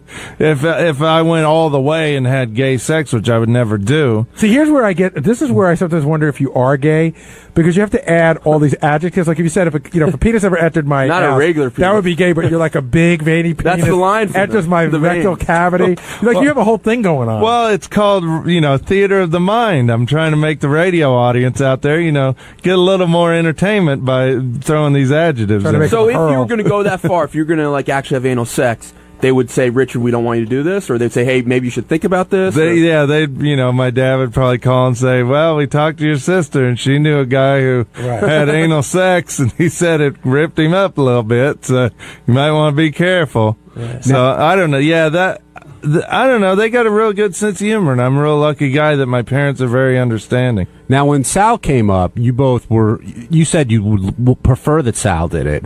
And I don't know who said that, just have Howard talk to Sal, and then all of a sudden he'll want to do it. Is Sal on board for this now? I don't know. First of all, let me ask you a question. Is it gay if Sal is able to complete the act? No, because he can watch a movie. You know what'll be great for it is those things. Is it called My View that we advertise? Like Sal can. They're those glasses where you watch video and you don't see anything else outside. That's great. Yeah, but what if he's watching a video of your ass? Well, then there's a problem. No, he'll watch some granny porn or something and get worked up. Now, have you talked to your girlfriend about this yet? No, I'm sure it'll come up. She's probably listening right now. And how would she feel about it? She'll just shake her head just like my parents do. But she never says like, "Hey, you know what? That's a little bit that's a little bit weird for me." And you say, "Hey, this is what I do for a living," or does it ever get to that? No, it never really gets to that. I mean, I don't know. I mean, compared to this, what do you think is worse, this or me licking Sal's balls? Because that was pretty bad. They both have their pros and there's no cons. Because I'm not really doing anything. I'm just laying there. I don't really think that this maybe is even as bad as licking balls. I think if people are all worried about the gay thing, I think the other thing is more gay. This is just more dramatic. Yeah. But the other thing is actually more... I don't know, dude. I mean, you know... This thing's going to land on your back, and it's going to be warm, and it's going to be from a man, and it's going to be... You can't sit there and separate that as a non-gay act. I'm not going to see it, though. I'm just going to feel No, that's even worse. Really, like, because to me, it's not a big deal except for the stigma. Like, everyone's going to be like, oh, it's like so crazy. Like, do you really even give a fuck that much? Not really. As long as there isn't any big health risks, that's the thing I'm worried about. So are you going to make Sal get tested, or do you just trust that... Since he hasn't had any sex at all in 5 years, that he's probably healthy? Yeah, I'll trust him, but he doesn't wash his hands sometimes, so maybe I want him to get tested or his just pouch. in case. He doesn't watch his pouch in his either. pouch, he might have, there could be something growing in that pouch just from, not washing it for a while. Hey, it's Sal Governale, and on Tuesday's wrap-up show, the boys were pressuring me to jerk off and come all over Richard Christie's back. And, I love Richard. I love the show. I've done some crazy things in my past, but getting naked and whacking off on a man's back, I think that's where I draw the line. Check it out.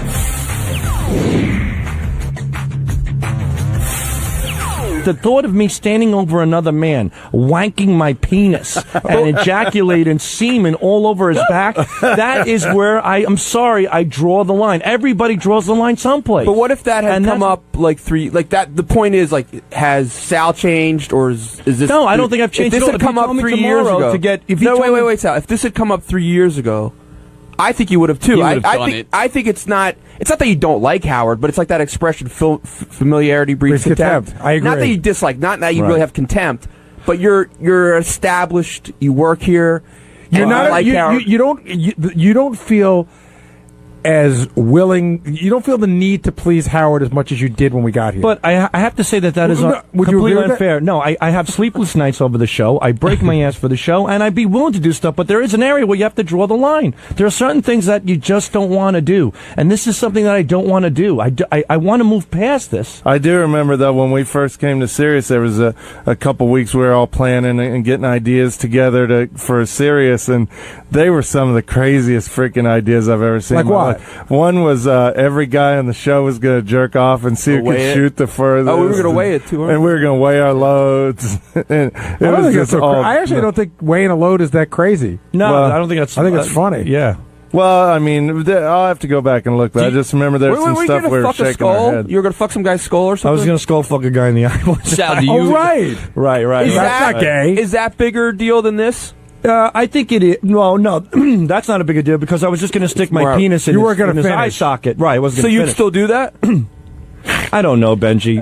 Let's focus on you. I mean, I think I'm doing very well. Sal, I think I'm evolving in the right direction. I don't think there's anything wrong with it if you don't want to. I'm trying to figure it out. I don't know. I'm trying to get past that. I've learned a lot from the show. So you've changed. Yeah, I've changed, but I'm changing in the right direction, in my opinion. But it doesn't mean I would object to certain things. Okay. I mean, just 6 months ago, my asshole got ripped apart by a paintball gun. Yeah, and you got paid well for it. Right, but I'm saying I do stuff. And Richard now you did it only because you were getting paid. And why is Richard being compensated right now? For Seth MacFarlane to meet him. There is something behind it. There's a huge difference. And why do I have... No, there isn't a huge difference. To him... But don't make it sound like you did the paintball thing because you want to give back to the fans. You did it because you wanted the money. And there should be something involved. When you do things, there are... But you work here. Right, I know. So what does that mean? Of course I work here. I work hard. You should be given a bonus for doing your job? No, I'm not asking for a bonus. But you just said you should get money. But is that part of our job to come on guys? Well, hold on. Someone didn't read their contract. Yeah, is that in my contract? Hold on. Let me frame this argument here. So I think what Sal's saying is Richard is willing to get a load on his back so he can meet Seth MacFarlane. And he chose Sal to be the guy to do it. So Sal's saying, okay, I'll be the guy to do it, but what's in it for me? Is that? No, I'm not saying what's in it for me. I'm saying Richard wants to meet Seth. He wants to be willing to be the person willing to take on punishment.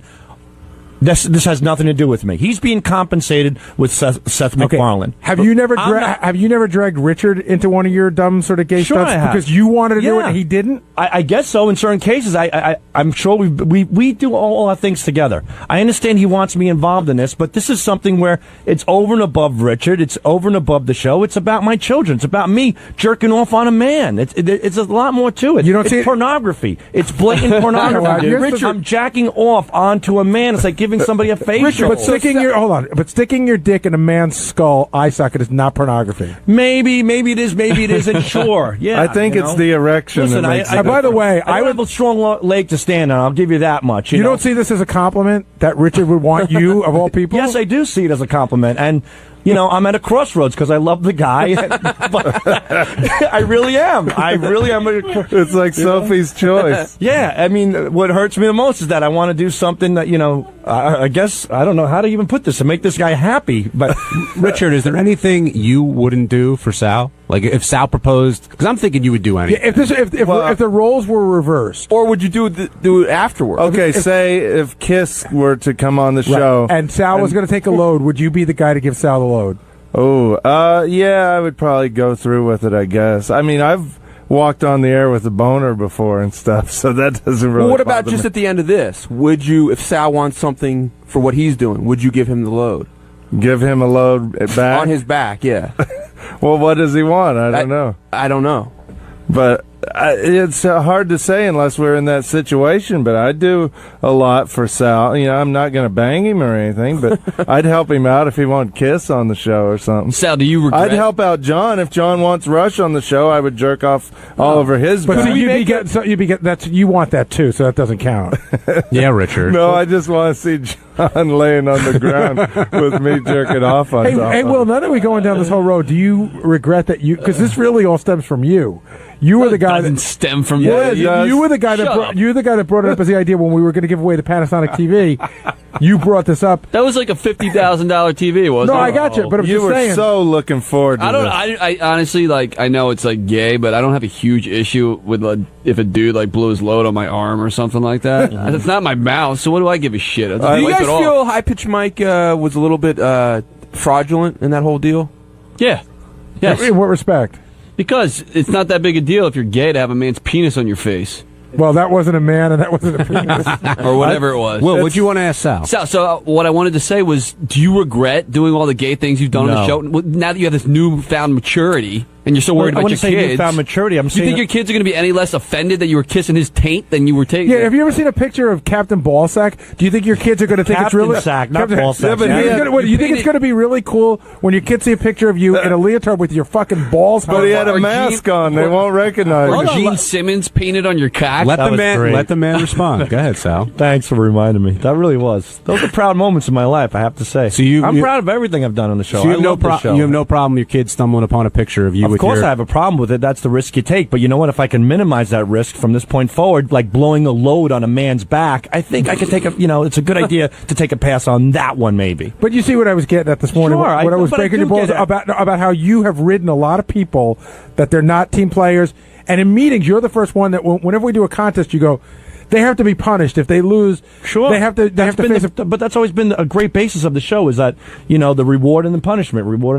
So that's what I was doing with you today. Yeah, well, and it makes sense. But this punishment is like a heavy punishment. Well, you said, no, the punishment is not... no reward. I mean, there's no reward, but...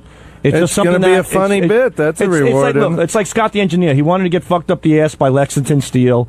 He almost had it done. You put up the money. He thought about it. He went home. He thought about his children, and he thought about his children being ridiculed. And he had a 17-year-old kid in high school. Yeah, it's a huge difference. Man, but you know what? Video lasts forever, man. Internet lasts forever. So. I don't need me on loop mode one day. Maybe my son's prom up on a big screen, dropping a load on a guy. Yeah, it'll just be Captain Ballsack with a fucking Gene Simmons red thing on his cock. If you're a family, listen, man. I'm telling you now, I'm putting my family first, and that's it. So, Sal, where are you now? Because, like you said on the show today, you're not decided yet. I'm not right. What are you like? How are you kind of coming to a decision? Like, what are the factors? I spoke to my wife last night. And what did she think? She said, "Don't do it." She said, "Don't do it." She said, "Did you say could you drop a load on her instead?" Oh, that's rude. That's wrong, but it's truthful but wrong. She said, "Don't do it," and she said, "Look, you can do whatever you want." Are you worried about disappointing Howard? Yeah, absolutely. But I'm also worried about. Believe it or not, I feel bad about. I feel like I'm disappointing Gary and Richard. Yeah. Why didn't your wife want you bad. to do it? Did she say was it the same? Well, reason? I said that I didn't want to do it. I think that's something that's really, really heavy and strong that I feel really uncomfortable about. But at one time, she said she doesn't mind you doing stuff with me as long as it's not with other women. And she's never been disappointed. But was she saying she personally didn't want you to do it, or she's saying if it upsets you, I don't want you to do it? I explained it to her, and she's like, as soon as I explained the stunt, she just jumped and went, no. And I said, well, let me finish. I go, it's going to be the different. She goes, no. She goes, you really want to go through with this? I go, I don't want to go through with this. I want to explain it to you. Maybe. And I have to say, if I had my wife's blessings a little bit, it'd be easier, less pressure, no doubt about it. What if you told her she'd get a new handbag or something? Do you think she'd be into it? No, I don't think so. Again, this has nothing to do with that. This is just where I'm drawing the line. This is just too heavy for me to drop a load onto another man's back, to be over him, to be jerking off. The whole scenario of it, it's really grotesque and disturbing to me. Ralph Sorella, you're on the wrap-up show. This particular stunt. Great intro. Nobody's looking for a well thought out Sal. This is not what I like. It's funny. I was sick of all that gay shit you guys were doing in the beginning, but now that you don't want to do it, now I really want you guys to do some gay shit.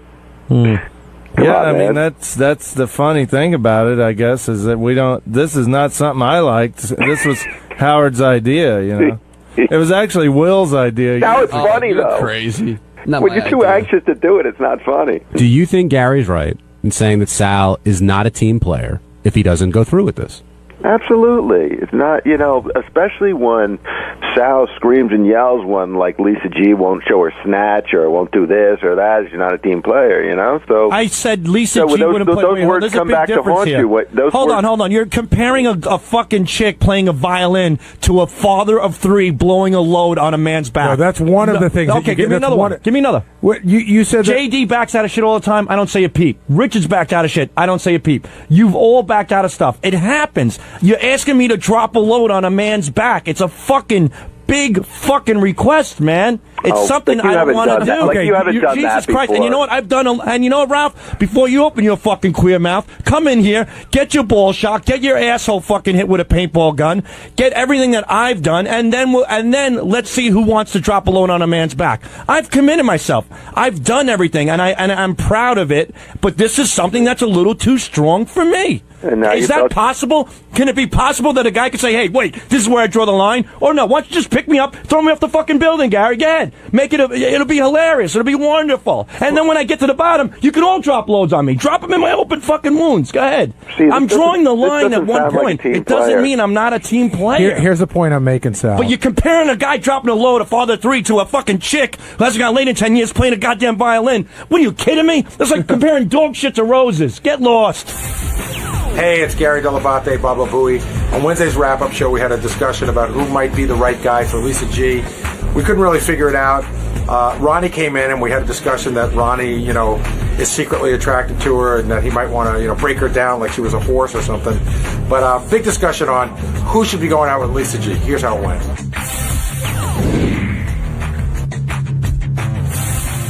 Is it fair for Lisa to compare her lifestyle to Howard's lifestyle? No, she can compare it to every person that has our hours, which is everybody from a baker to a mailman. A lot of people get up at 4 a.m. So, I mean, I don't understand what do you mean, though? I don't understand. Well, she was using that as one of the reasons, if not the main reason, why she couldn't find someone or continue foster a relationship, because of the hours we keep. Right. Oh, she said that? Yeah. Oh, yeah. Oh, because of the hours? See, I don't think for me, it's hard. I'm a night person. Well, it wasn't just the hours. It was also Howard goes to bed early. She likes to go to bed early. She was sort of drawing. I don't think her hours are that crazy. Her hours are that out of line with most of America. Yeah, I thought, quite honestly, when she was having that discussion, she was sort of making, in my mind, she was making the case for that she's almost like a Howard Stalker, like we're the same. Maybe we should be together. We have the same hours. We both go to bed early. We both like to get up early. We should be together. Gary, where would you form that conclusion from? How could that thought possibly enter your mind? I swear to you, if you pry that closet door open, it looks like a single white female. There's nothing but pictures of Howard in there. What time does Lisa, did she say what time she goes to sleep on a regular basis? Well, she said she's in bed by 8, right? Right, but see, Lisa's got something going on in her life that she could pull off a wilder lifestyle if she wanted to, which is what I did when I worked on the show before I was married. You can get out of here at 2 o'clock in the afternoon, sleep for 3 or 4 hours, and go out at night and have a little bit more of a nightlife on a weeknight. She's like, no, I go home. She plays it safe. Now, here's the big question: do you believe when she says she's very content with her life as it is? She's got her job here, she's got her cats, her chamber ensemble, whatever else, and she's okay with that for the rest of her life? Or do you think that's sort of a rationalization because she really would like to meet someone? Well, now, that's what she said a couple weeks ago, but it's definitely changed. Maybe talking about it, she definitely wants to meet a guy now. So that's a new thing for her. All right, and if she was picking around here, is there a right guy, do you think, for her? Would anybody here be interested in dating Lisa? Oh, I think there'd be a couple guys that'd be, well, no. I mean, would we be interested in having sex with Lisa? The answer, some of us, sure. But like, that was a point I brought up today. I think in order to get to sex, you have to put in a lot of time. How much time? I said at least a month and a half. I think that, I'm saying 6 to 8 dates before, and you would think that, again, I'm 48 years old, like, we're not in college. We're not gonna like fuck around a little bit. Like, if we're gonna, you know what I mean? We're gonna have sex at some point. I think Howard was right that you could do it. And first of all, I would date Lisa. Like, I think she's attractive. She's got a good personality. We probably will go on a few dates. We talked about it. But I think because Lisa mentioned to me that she loves dating guys who are on this weird list where the girls come and fuck them at 11 at night. Who do you think I'm meeting? But I think Howard's right. You could get him within 3 or 4 dates. I mean, get Lisa within 3 or 4 days. What makes you think that? I just think that there would be a progression, especially with texting. Like, texting can make, can fill in a huge amount of a relationship in a couple weeks. Would Lisa go out with Benji? I think Lisa would have dinner with Benji, but if you said, "Are you guys going on a date?" I don't think she would. I don't think she would characterize it that way. Would you try to make a move on the first date? No. Not at all. Well, it depends. It depends. Are you talking about for Lisa or just in general? I'm talking about Lisa. No. I would not make a move on the first date. No kiss goodnight, nothing like that? No. Unless I might, like a nice, like, little hand squeeze at the end of the night. And if she approached for the kiss at the end of the night, I might. I don't see those two together either. I'm sorry, but Benji, I'll be the dick on this one. I don't see Lisa dating you. We talked about it in the hall. I think she would. But I might not even call it a date to start with. Like, if I was really wanted to approach it in a smart way. What would you call it then? Let's, like Gary said, let's go out to dinner. You're in the vortex. All right, I'll get out. Jason in Detroit, you're on the wrap-up show. Hey, guys. First of all, I think Lisa and Benji dating would look like the number 10 walking down the street. Second of all... She's not that fat. No. I think Ronnie's got something for Lisa. It's totally obvious. Every time he's in there talking about her, he just sounds like the little kid in the schoolyard, pulling at her pigtails and stuff like that. I think it would come down to it. I don't know if Ronnie would give up, the Ricky Man lifestyle, but I really think he's got something there for Lisa G. I think there's a sexual tension between Lisa G and Ronnie for Ronnie, and I think it has nothing to do with anything more than him having sex with her. I think Ronnie would love to have sex with her, but I don't think Ronnie dreams of having a relationship with her. Well, we've used that pigtail analogy a lot with Ronnie and Lisa, but she really does get under his skin. When she was in the studio, Benji, you didn't hear it. He was yelling in the hallway, like at the top of his lungs to get her out of there and to shut up, and she really bugs him. Yeah, so. Ronnie's like one of those guys that's like, I'll teach her a lesson, I'll fuck her good. You know what I mean? Thanks for your call. Now joining us on the wrap-up show is someone who was a candidate, actually, to date Lisa G, and that's supervising producer of Howard TV? Yes. Mike Gange. Gange, is Lisa in your future? Do you see a possible date? No. First of all, I like Lisa. She's a tad old for me. So right there. Well, wasn't your last girlfriend 14 years younger than you? Yeah. So was it 14 or was it 16? When we started dating, I was 31 and she was 19. But the truth was, he was 31 and she was 18. But he hates the 18 thing. I swear to God, she was 19. How about like a week? Yeah, by like a couple weeks. So anyway, she is a tad old for me. How old are you? 38. Okay. And how old is Lisa? Do we think? I don't know. I'm not sure, but she does look good. I mean, don't you guys think? She looks okay for what? I mean, if she's in her 40s, she looks okay. And what if she's well? What do you think? She's in her 30s and she doesn't look great. Like how old do you think she? How old do you She think might be like 12 and have that aging disease. Who I knows? would guess, and I don't know for sure, but I would guess. How old are you, Gary? 48. I would say she's your age, if not. Yeah, I would say about your age. So if Lisa were 48, how do you think she looks? I think she looks okay. I think she looks good. Yeah, body's in great shape. Keeps her body in great shape, and I do like that she doesn't look like she's had any weird face work, and that to me is a huge plus. Yeah. From the and I'm not disparaging her face, but I'm saying from the back, I would put her up against anyone. If you just look at her from the back. Yeah, no, she's got a body that's from the back. Incredible ass. She looks younger. You want that date, don't you, Benji? Huh? But dude, do you disagree that I think she looks. I think she looks. That's great. in jeans. We haven't seen it. But so again, why not date? Because she's too old for you. That's part of it. But second of all, I've hung out with Lisa G one night, and she's like an old fuddy duddy. Well, when did you hang out with her? What so happened? we were in Los Angeles and we went to Nobu one night, and so it was a superfan roundtable. This was celebrity superfan roundtable. Right. We went to Nobu. By 8 o'clock, she wanted to go to bed. She ate next to nothing. I'm on Los Angeles. She time. ate next to nothing, and you're at this great restaurant, Nobu, and she literally ate a tuna roll, which you can get anywhere in the world. It probably tastes exactly the same. Like she has no desire to experiment or be fun, and I don't think she drank that night. She's just not she's not like a wild person. What Ganji's saying is what I've tried to say. I guess the nicest way. I don't see Lisa letting loose. Right. I don't see Lisa letting her guard down.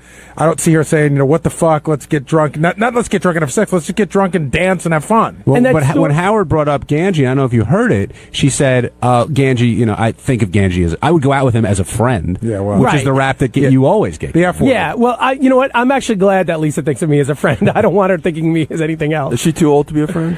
No, as a friend, she's okay. I could have older friends. But Lisa had that whole rap on the air today that, she had her wild period.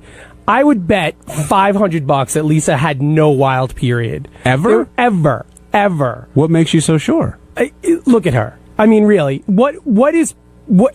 I've been out with her. I know what she considers wild. If she's about my age, she came of age in the 70s and the 80s. If you haven't had at least 1 to 2 STDs and a pregnancy scare, you have not had a wild life. I would guarantee Lisa's story about how she hooked up with, or had sex with somebody after just a couple dates is total fabrication. Hey, Gary, she does have a great chlamydia story. No, I have a great chlamydia story. So you think she never had any crazy times in her life? I don't think Lisa's put out after a couple dates. No. Well, but like Ganji's saying, what's her definition of wild? Right, exactly. Well, her definition of wild might be she stayed up to 9 o'clock and had a glass of wine. That might be her definition of wild. Right, she may not be lying when she says she's had some wild days, but I think that the definitions of wild are different. I agree. Yeah. All right, Brian and Philly are on the wrap-up show. Hey, John. Hey, Gary. How you guys doing? Good, Brian. Hey, I've got a question for you. Maybe you guys touched on this, but does anybody see, Lisa G is almost 50 years old or 45, 50 years old. She doesn't have a man in her life. I mean, is she just being too picky, or is she with people and guys can't stand being around her? Like Angie just said, I mean, he's hung out with her. She sounds like an absolute dud when she's out on a date or out even hanging with friends. I can't see being with somebody like that. Yeah, but you got to figure there's someone for everyone in this world. I know she likes throwing the cookie parties and, having the early night out and loves her violin, but there's other people out there who do like that. Right. It's just, exactly. Brian, Brian, what time did you go to sleep last night? I go to bed at 10 o'clock. I'm up at 2 a.m. Okay, so 10's not so good. And what was the crazy thing you did in the last 3 weeks? Craziest thing I did in the last 3 weeks? You know what? Okay. I see your point, but you know what? I'm married. I found somebody that I guess either adjusted to my schedule or I adjusted to them, where we have a happy medium. Well, Brian, do you think Ganji's right in saying that Lisa never had a wild time in her entire life? You know what? No, man. No, John, I don't think so at all. I think everyone's had, Christ, I consider myself a bore, but I'm married with, a life. But I've had my wild times, too. I don't think I think necessarily she could have had some wild period in her life. Back in 1973, maybe. She got busy at the Bay City Rollers concert? Yeah. Roller derby. You know what though? I see her as the type of person who, like my sister-in-law, is going to be 55, 60 years old and alone. She doesn't want to adjust to anybody else's schedule. Right. And, but Lisa sort of says that's okay.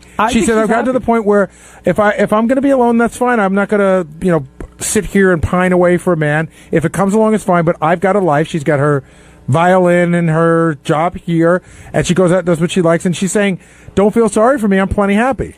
Yeah, but she made a statement when she came out of the studio out in the hallway to the camera saying that she needs a man like Howard. She made that point clear right out there. Well, she should have left out the word "like." Yeah, she needs a man named Howard. Exactly. Ronnie, that's what I said. Yeah, Ronnie, you weren't in here before, but Gary was theorizing just that. Like, the guy for her is definitely Howard. Oh, without a doubt. And she'll never admit it, but, it's a guy like Howard. No, it is Howard. And she reminds me a lot, too, of maybe her standards are high. Like, Howard and I used to joke around all the time. When Seinfeld's show hit, every Jewish girl on Long Island thought that they should be with Jerry. That's the guy for me. Funny, successful, whatever. And we're like, well, okay, there's one Jerry. There's plenty of guys that are like Jerry. Oh, yeah, but he doesn't have any money. He's not that funny. See, I think she should be with somebody more like Ronnie. I think that's what she really needs. No, somebody to break her. Candy, she needs you. No, she needs somebody. Every girl's best friend. She needs you. But that's what I'm saying. I think she needs somebody like you who's the complete opposite of her to break her. She doesn't need, she doesn't need a. What is she, a lion? No, she throw a saddle on her. Yeah, exactly. She needs to be like ridden and like broken like a horse. Yeah, Brian. I mean, if that's what she needs, I'll help her out. Hey, what's up? On Thursday's wrap-up show, the guys were all on Twitter about the show being on Twitter. Tim Sabian came up with the idea that we need to be on Twitter. We need to start tweeting. So Howard made Gary the head twatter to send out tweets to all you Twitterers. And we discussed it all on this wrap-up show. Thank you.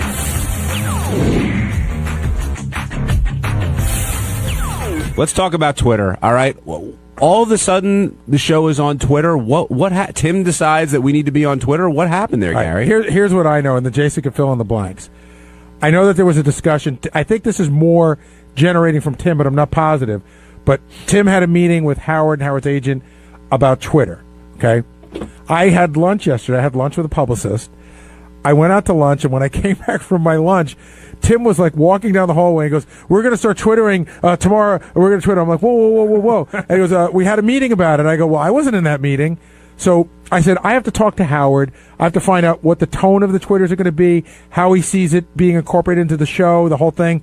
And then this morning, Tim apologized, but I got really upset with Tim, and I said, "You can't have a meeting about Twitter without me in it if you're expecting me to..." You're the head Twitterer. No, but the point is that if I'm going to be the filter, or I'm the producer of the show. I know. I should. So Tim goes, "Well, you were out to lunch." I go, "You can't call a meeting while I'm at lunch and then be mad I'm not at the meeting." Well, that's a little disingenuous of Tim, not to throw him under the bus, but he sent us an email about that meeting. When? And you weren't on email. Oh, really? Yeah. Oh, my, are you serious? I mean, I guess not. If you didn't get the email, then you weren't on. He sent one to me, Will, Steve, and who? Jeff the Drunk? Who else? Brad Driver and Hyperjeric, I think. Really? Yeah, I had no idea. Fuck. No. Okay. So then I wasn't even invited to the meeting. I thought Tim had a meeting. But when did he send you the email? I don't know, around 11 yesterday. Okay, so even at that, so he didn't include me. But say he did, I would have been at lunch, and Tim, you can't have the meeting without me. Brandano filled in for you. So then I get back and I start hearing, like today we're talking about it, and Jason doesn't know that I'm pissed off that I wasn't in the meeting. Right. So I start talking to Tim, and Jason goes, "Yeah, we covered that in the meeting." I go, "Yeah, the meeting that I wasn't fucking in." So then we went in during a break, and I talked to Howard. I said, "Well, how do you see this working?" And we sort of discussed it. And I heard at this meeting there was this discussion of a soft rollout. These are all things that Howard hasn't been involved in. A soft launch. A soft launch. And we came back from commercial. Howard goes, "Hey, you know what? We're going to Twitter." And Tim goes, "So much for the soft launch." Now, Jason, what happened at this meeting? Well, as you've heard, I got an email to be summoned down to Tim's office, and Tim was just telling us that he wants to do Twitter and wants to know, what we thought of the best way of doing it. So we, we basically said, hey, we'll just open it up on the computer that we all use, and we'll Twitter during the show. And Tim wanted to start next week the soft launch, where we just Twitter without telling people that we have a Twitter, and then Howard would announce it last week. Tim had this theory. He didn't want to start Twittering today because the show's not on next week, and then we come back and blah blah blah. Like we had a thing where somebody said, why don't we just put up what we put in the PDT, but we don't get that descriptive of the PDT. We don't change it a lot, and then. My feeling was that one person needs to be the filter because somebody reminded me that when we first started doing the PDT, we let Sal type some stuff in, and Howard's like, "What?" Sal was typing in like wacky shit. Yeah, but Gary, I'm all for you with the filter, but Sal is the worst example. I mean, you found the guy with no filter and no judgment to use as the example. I know. So who's in charge of this thing? Gary. I'm the filter. Jason's typing, but I gave Jason some parameters for when I'm in the studio. I said, if they're breaking my balls, you have full permission to write, Gary's getting his ass kicked or whatever. But I just don't want it to, I don't want it to get, inevitably it's supposed to be Howard's voice. So I don't want it to get into stupid stuff like there's an ugly girl in the studio because that's opinion. I want it to, like, today we said, we didn't have a lot of guests today, but I would like it to read, Ozzy and Sharon just showed up. Ozzy and Sharon are in the green room. Turns out they brought their kids with them. Just stuff that will add to. I'm hoping somebody will get a tweet, which I hate fucking saying, and if you don't have the show on, you might get a tweet and go, "Oh yeah, I forgot Ozzy and Sharon are on today. Let me check it. Let me check that out." The way the Twitter would really take off is if Howard uses it once in a while, like he said he might, like this weekend or. I think he's going to try, yeah. Because if every once in a while, even once a day, if a Twitter showed up that was direct from Howard, and maybe it's a picture of his TV, like look, I got Idol on TV or something. Like I don't know, man. I think people love that shit. He could become really big. He could be huge. We got 3,000 people following us already. Dick in Nevada, you're on the wrap-up show. Hey, this whole Twitter thing is just stupid. I know you guys are promo whores, but Twitter is like the bottom of the barrel on the social networking thing. I mean, MySpace and Facebook, it's all crap. It's just trendy, stupid shit. So, Dick, don't need to do. Dick, what's the top of the food chain on social networking? There is no top. It's a big pile of shit. Well, I think that this is more. We're just trying to reach as many people as we can. We're certainly not hurting the show by doing it. No, it's free, I'm sure. It is free. I know you guys are getting something out of it other than free promotional advertising. No, that's all we're getting. What do you mean besides free promotional advertising? Like, what else do you think we're getting? Being stupid as usual? I don't know. Because that's what this thing is. It's just promoting a trend. Personally, I just absolutely despise. Which is fine, and you shouldn't sign up for tweets. Yeah, don't go on the Twitter thing. I don't do any of that social networking crap. Well, there you go. But Dick, and again, how old are you, Dick? You're probably I'm old enough. Don't worry about over 21. Well, obviously. Yeah. Are you over 40, for instance? No. Okay. I just happen to have a deep voice. I'm actually quite young, but it's just the way I sound. I understand how a lot of people are resistant to this whole social networking thing. And, I actually look at this like the way we've been talking about it on the air as I think what a lot of conversations are in offices around the country. What the fuck is Twitter? How does it work? And why do I want to do it? Let's go to, Nick in Lake Tahoe. Hey, Nick. What the fuck is Twitter? What is it? Okay, I don't know. It's a way, and listen, I'm on the fence about all this stuff too. Like I'm not. Oh, this is the latest trend. We have to be involved in it. It gets big, and sometimes you feel you need to be a part of it. To the best of my knowledge, Twittering is where we send out a note about what we're doing, and it gets emailed to everyone who's following us. If you sign up to follow.